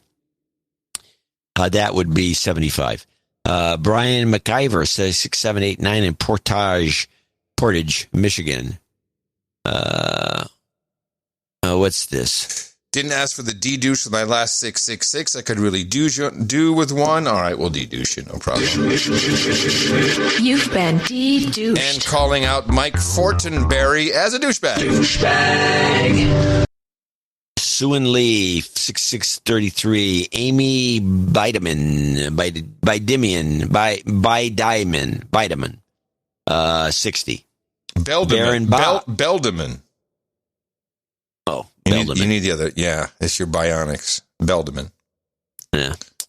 Baron Bob in High Point, North Carolina, 5532. Sir Prize, I think one of the better names, in Yukon, Oklahoma. Night of Astonishment, 5444. Matthew Golian in Des Plaines, Illinois. And he got a birthday coming up. We got it on the list.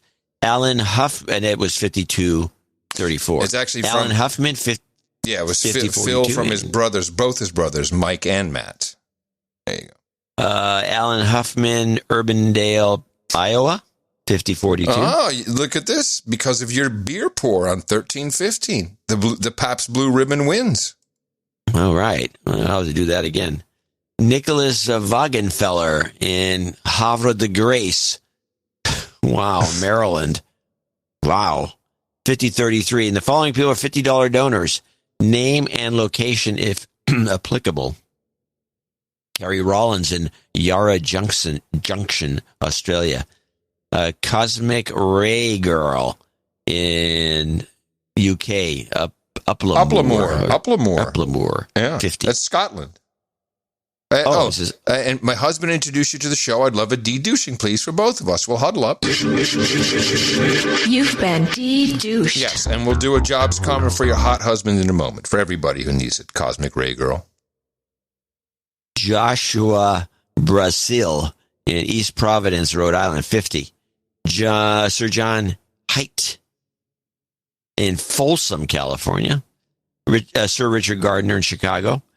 Craig Fyrack, parts unknown. Patty Beekwilder in Veghel. Fechel. Fechel. What? Fechel. I know, it's a hard one. Fechel. Fettel? Veghel? Fechel. Renee Tabak in Meppel. Fechel to Meppel.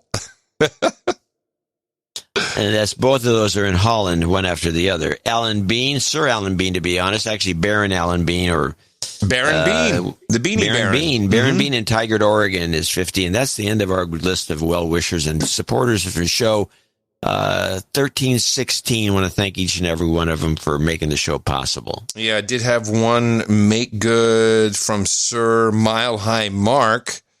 So he got everything, but we didn't read his note, and I guess he didn't send it, so we'll reread it. ITM from Sir Mile High Mark in Arvada, Colorado. 33s are popping all over the place. Time to donate. I keep this short. I enjoyed the hell out of No Agenda Social. The NA tribe is always insightful and entertaining. I never use the cesspool called Twitter anymore, but I have kept my account since many posts on NA Social refer to Twitter.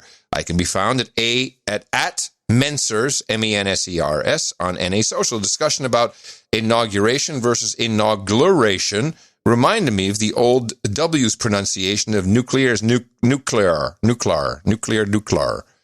It always bothered me because he never even tried to correct it. Maybe Bush thought it made him sound folksy, but in reality, he sounded like a dunce. Yes, thank you very much, Sir Mile High Mark. And thank you to everybody who supported the show. You come in under 50. We don't read your note for sure, or your name even.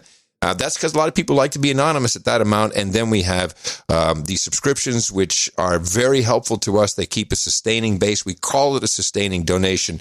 There's many to choose from. And if you want more information and want to make a selection, please go to our fabulous donation page with the crazy URL. Dvorak.org/NA. By request. Jobs. And jobs. You've got karma. Also by request. It's your birthday. On No Agenda. birthday list, saying congratulations go out to Phil. That is Mike and Matthew Goldian's brother, who turns 34 today. Sir Crush-A-Lot will be 65 tomorrow. Eric Deacon, jumping the gun, but making sure we know that it's his birthday on March 7th. Sergeant Postal will be celebrating on the Ides of March on the 15th. And Courtney Chase says happy birthday to her smoking hot husband, Ryan, who turns 40 years old. Happy birthday from everybody here at the best podcast in the universe. And then we have one knighting, which is an easy one. Eric Deacon. So, Eric, oh, that's my blade. Sorry. Almost poked his eye out. You okay? Oh, here it is. Perfect. All right. Eric Deacon, pop on up here, man. It's time for you to become an official member of the No Agenda Roundtable of the Knights and Dames. Very pleased to have here, thanks to your support of $1,000 or more, to the best podcast in the universe. And I am proud to pronounce the Sir Eric the Grease Monkey, Knight of Sunset Ridge.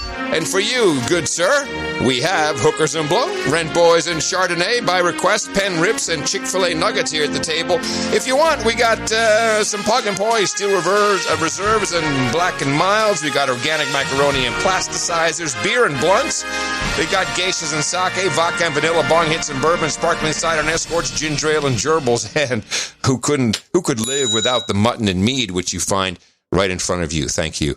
And welcome to the No Agenda Roundtable. Make sure you tweet out or toot out a picture, just post it somewhere, of your night ring and your sealing wax and your official certification, which you will receive after going to noagendanation.com/rings. And you do that, and Eric the Shill will get that off to you as soon as possible. And thank you very much for supporting the No Agenda Show, the best podcast in the universe. No Agenda Meetups. Indeed, it is like a big-ass party. We had a couple of meetups take place. One note from, let's see, this was the Flight 011 of the No Agenda Meetup Report in Anaheim.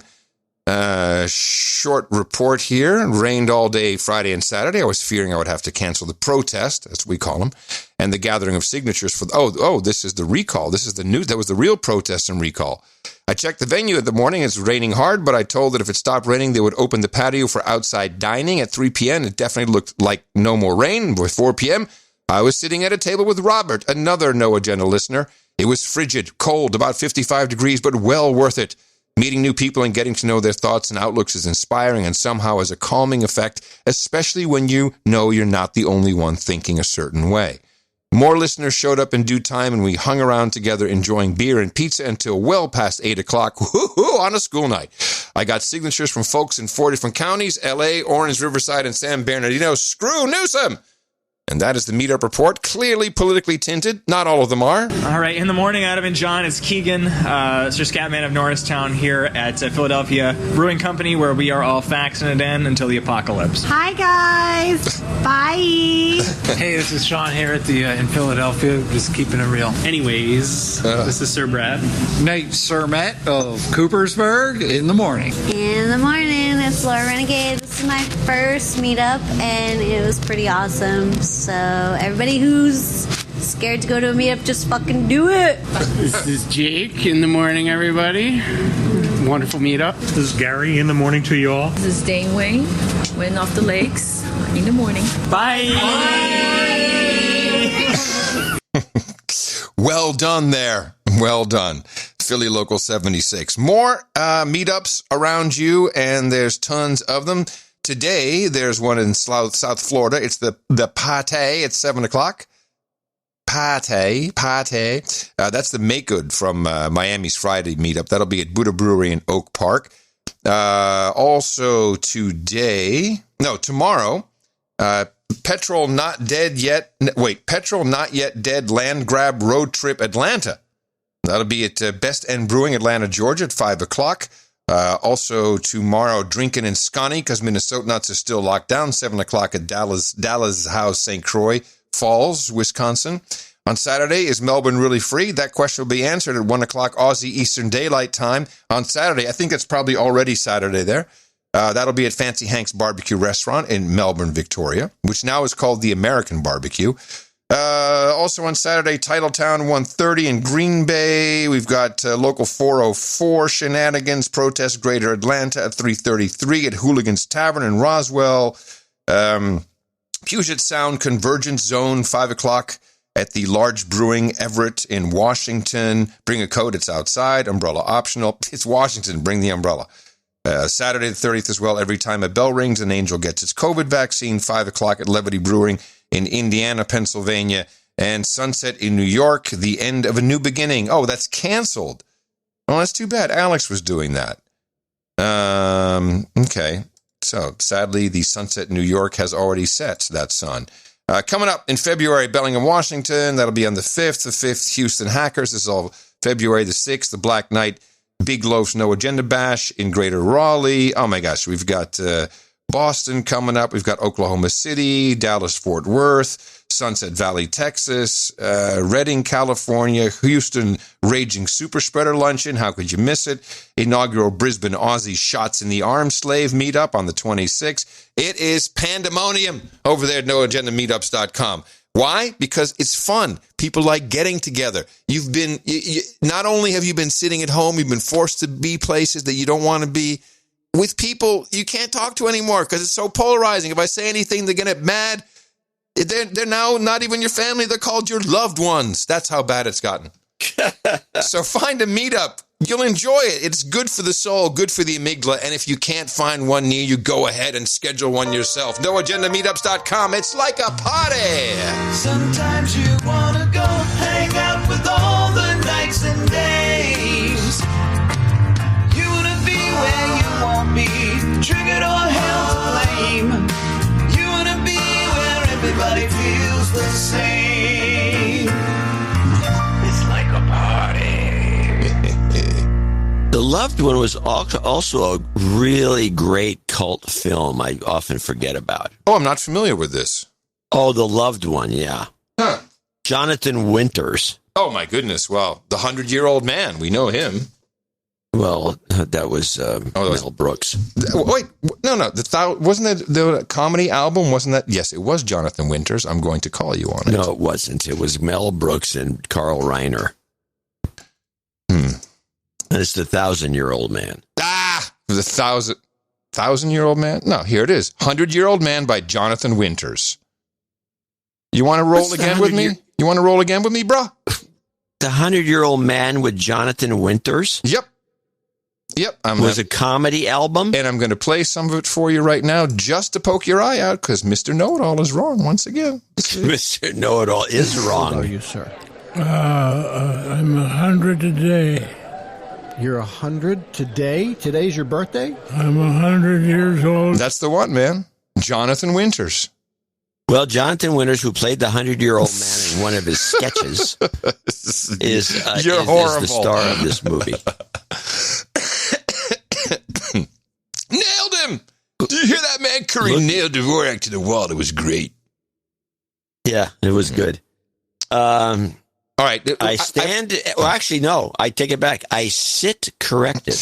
Let me play for you the most emailed clip of the day.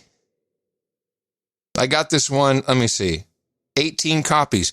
And as an aside, I do not mind. Never hesitate to send me something thinking, someone already sent it to him. You're usually wrong.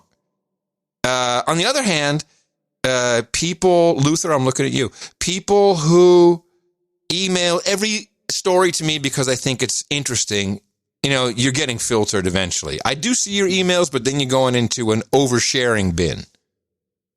And I look at my email, and it's show morning. Okay, we get the point. Play the clip. I'm wondering what it is. No, you don't know what it is? Come on, everyone's heard this one. I'll circle back if there's more I can share with you. But I'll circle back with you if there's more to convey. I'll have to just circle back with you. We can circle back with you. I'm happy to circle back with you. I can circle back. I will have to circle back on that one. That's an excellent question. Oh, such an important question. We will circle back with you, and we'll circle back with you. It's an interesting question, but we'll circle back. I'm happy to circle back, but I'll have to circle back with you on it. It's a good question, but we'll circle back with you on this today. We will certainly circle back with you more directly. I hate to disappoint you, but I will have to circle back with you on that as well. That's Jem Psaki, new spokeshole for the White House, circling back a lot. She apparently is I said that, she's a circle backer. She is a big circle backer. That or reach around. Ooh, I wouldn't accuse her of that, but yeah. Well, you never know. I do have a few Biden clips to close with, and we can start with, just to get it out of the way, we can start with the Biden Mumble Fest. It's not a good one, but it's there. Appropriately titled. We need to open the promise of America to every American. People of color in America and systemic racism had simply refused to see in this country's attitude toward racial justice. Daddy changed the world. But the devastation in communities of color has been nothing short of stunning. Our Americans of color, Black and Latino Americans, are dying of COVID-19 at rates nearly 3 times that of white Americans. And it's not white Americans' fault, but just a fact. All right. It's not so much a mumble as just incoherence. Like, what is he really talking about? Okay, I'll change the name of these clips. He has this thing he's talking about, which is racial equity. Mm-hmm. Yes. Which nobody knows what it means, but he really has trouble getting it away from racial equality. And here's an example of him making that little gaffe. Approach to the issue of racial equity. Well, I have the answer to what that is. From Bob Woodson of the Woodson Institute, the civil rights leader for many, many decades. He explains equity. Equity, I mean, they're using inequality to promote equity. Equity means if you're sitting at the gambling table, everybody gets the same winnings. So you don't have to win. You'll be getting it rewarded because you are who you are. Whenever you generalize about a group, all blacks, all gays, all women, and then you try to apply remedies for problems that group has, it always benefits the elite at the expense of the ones at the bottom. Always ends up being unequal. For example, they generalize about all women. And the Me Too movement was started when a woman in in New York, tried to provide a forum for abused low-income black women to express themselves. Well, middle-class and elite black and white women seized that movement and then promoted, quote, equality for women, which meant that white, rich, and privileged black and white women were required to go on boards of directors and jobs in corporations. In the meantime, black women in prison, their needs were ignored. That's what it means. Equity means you're saying no? Yeah. Yeah. Equity. I've been listening to all the right wingers go on and on about equity and what a bunch of bull crap it is, and he's using it instead of equality. And I just went and looked it up. And what it actually just means is fairness and justice. Correct. Remember, we've discussed this before. The Democrats are into equality and justice and equality. And the Republicans are for liberty and freedom. Okay. Well, they've taken the word justice and replaced it with equity. It's a trick. Here's how I view it. Equality is when everybody is up for the job and everybody has a fair chance at the job because they're all considered equal, regardless of race, color, creed, sexuality, length, whatever. That's equality. We're all up for the same job. We have equal chances. Equity is, okay, we have to give the job to one black person, one red person, one yellow person, one crippled person. That's equity. How's that different than justice? That is justice. Didn't you know that? So they just swapped the words out. So it's been equality and justice. Now it's equality and equity. The problem is the words sound too much the same. I don't know why they did this. It makes no sense. But we'll be listening to it for a while because Biden likes it. Here's another clip. This is Biden. I want you to play this clip and tell me what he's saying here. This is Biden's. What I hear is blue truth. The blue truth. Okay. The brutal truth is it's going to take months before we can get the majority of Americans vaccinated. Months. In the next few months, masks, not vaccines, are the best defense against COVID-19. Let me hear it again. The brutal truth is. The brutal truth is. The Bloom truth? The brutal truth is. The Bloomin' truth? Maybe the prompter got disconnected and it said Bluetooth. Wow. The Bluetooth That's a stretch. That's a good one, though. Maybe the blue truth. The blue truth. I don't know. Speaking of, do we have an end of show ISO yet? For I've got one more clip. Okay.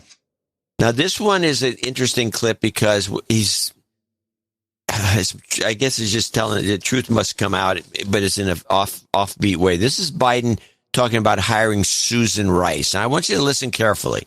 Urban, suburban communities facing persistent poverty. And I've asked Ambassador Susan Rice to lead the administration's charge through the White House and Domestic Policy Council because I know she'll see it through. Yeah, she's right behind the dude with the Viking helmet on. She's leading the charge through the White House? Well, the thing that gets me is what he's actually saying. We'll just drop his gaffes. He's saying he hired Susan Rice because she won't quit. He's not hiring her because she's a genius or that she can do the job well or things are going to change. He's hiring her. He says this. Let's hear it again. He's hiring her because she won't quit. Urban, suburban communities facing persistent poverty. And I've asked Ambassador Susan Rice to lead the administration's charge through the White House and Domestic Policy Council because I know she'll see it through. You know, unlike other douchebags who give up and I can't deal with it. You mean like that? I don't know. She'll see it through. That's all we care about. I do have one ISO. Okay. It's not very good, but it's guards. Okay, guards as the ISO. We can never let down our guards. I have a ISO candidate. What were you thinking? Ugh. Yeah, I know it's tough, right? I think mine's a little better. Both again. I think mine's a little better. We can never let down our guards. What were you thinking? I don't like either one. I don't like either one, really. What do we have a leftover? Maybe cricket cream cheese. It could be a thing. Cricket cream cheese. It could be a thing. I like that one. Yeah, you want the cricket cream cheese? We can do that. It could be a thing. It could be a thing. Cricket cream cheese. I have one clip, one last one, just because why wouldn't you do it? It's interesting news. He hasn't been around for a while. We haven't heard, for obvious reasons, we haven't heard from Jeffrey Epstein, but he was back in the news. As a result, Leon Black is resigning as CEO of Apollo. The news, of course, coincides with the findings of an outside review into his personal dealings with disgraced financier Jeffrey Epstein. Now, the report was put together by a law firm at Deckert, the law firm Deckert at Black's request. It reaffirmed that he wasn't involved in any of Epstein's criminal activities, as the firm had stated previously, but it showed that Black paid Epstein a whopping $158 million for services between 2012 and 2017, services that the report said included trust and estate planning, tax issues, advice about art, his private plane, yacht, philanthropy, and the operation of Black's family office. Now, Black is considered one of the founding fathers of private equity. He started Apollo 3 decades ago, grew it into a more than a $400 billion alternative assets behemoth, but the Epstein scandal weighed on his reputation and ultimately on the firm, with some investors pausing additional commitments to the fund. Now, shares of Apollo gained amid the Monday evening news that he was stepping down as CEO. I just love it. $158 million for services. Yeah, we talked about this on the DH Unplugged show because it's ludicrous. Do tell. Well, I mean, everything that supposedly besides the vague services, according to Horowitz, amounts to maybe a couple $100,000, not $158 million. I wonder what it was really for then. They never do that on the mainstream. Nope. You want your crackpot? You want your buzzkill? You got to get it on right here. And we will do it again on Sunday. Make sure you remember us to support the show and the work and fill in the gaps where the other producers can't at Dvorak.org/NA. And then I will notify you that we have Rare Encounters coming up on the stream, noagendastream.com, with Sir Cold Acid and Sir Abel Kirby. There's a lot of jingles for No Agenda Show. And end of show mixes, Rolando Gonzalez, and we'll do a classic from Jesse Coy Nelson, who is currently traveling the world, and he's been checking in with me, all as well. And coming to you from Austin, Texas, capital of the drone, Star State, here in Opportunity Zone 33. It is FEMA region number 6 on the governmental maps if you're looking for it. In the morning, everybody, I'm Adam Curry. And from northern Silicon Valley, where it's raining on and off, it's stopped finally. Thank you. I'm John C. Dvorak. We return on Sunday right here on No Agenda. Yeah, please join us. And remember us at Dvorak.org/NA. Until then, adios, mofos! And such.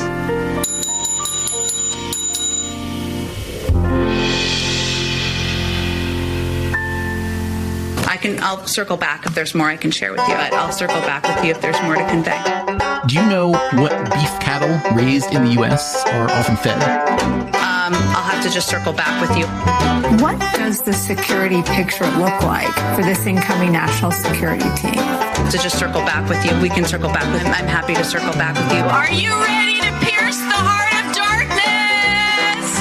To circle back on that one. That's an excellent question. So how do you de-radicalize these people? Oh, such an important question. We will circle back with you. Do you think we need a 9/11 type commission to investigate and report everything that they can pull together and explain what happened? It's an interesting question, but we'll circle back. Well, what is going to happen to those people that we can't re-educate, that are diehard capitalists? I'll have to circle back with you on it. It's a good question. What's the definitive answer as to how effective is the AstraZeneca vaccine? We will certainly circle back with you more directly. Is there a point with this variant that you think there's going to be new restrictions, whether advice that says double mask or additional lockdown? We'll circle back with you on this today. Oh my gosh! Can you see that juice? I hate to disappoint you, but I will have to circle back with you on that as well. According to our new ABC News poll with Ipsos, 9 out of 10 Americans say they've worn a mask in public in the last week. Right now in the United States, people should not be walking around with masks. But there's some partisan divide. You said as late as March 31st, there was no consensus on wearing masks. Let me explain to you what happened back then. That's what it's all about. But in general, if someone is well enough to be out in public, they're medically well enough to put some kind of face covering or mask on. So you can see, here, nobody's wearing them. Nobody's, there you go, including the camera. Yeah. An off-duty officer was seen body slamming a woman at a Walmart when she allegedly refused to wear a mask. Face masks have become a little more than a fashion statement, a symbol of submission. Well, they're virtue signaling. They're showing that they're a good citizen. They obey the instructions that come from the TV. Okay, we're going to play that game.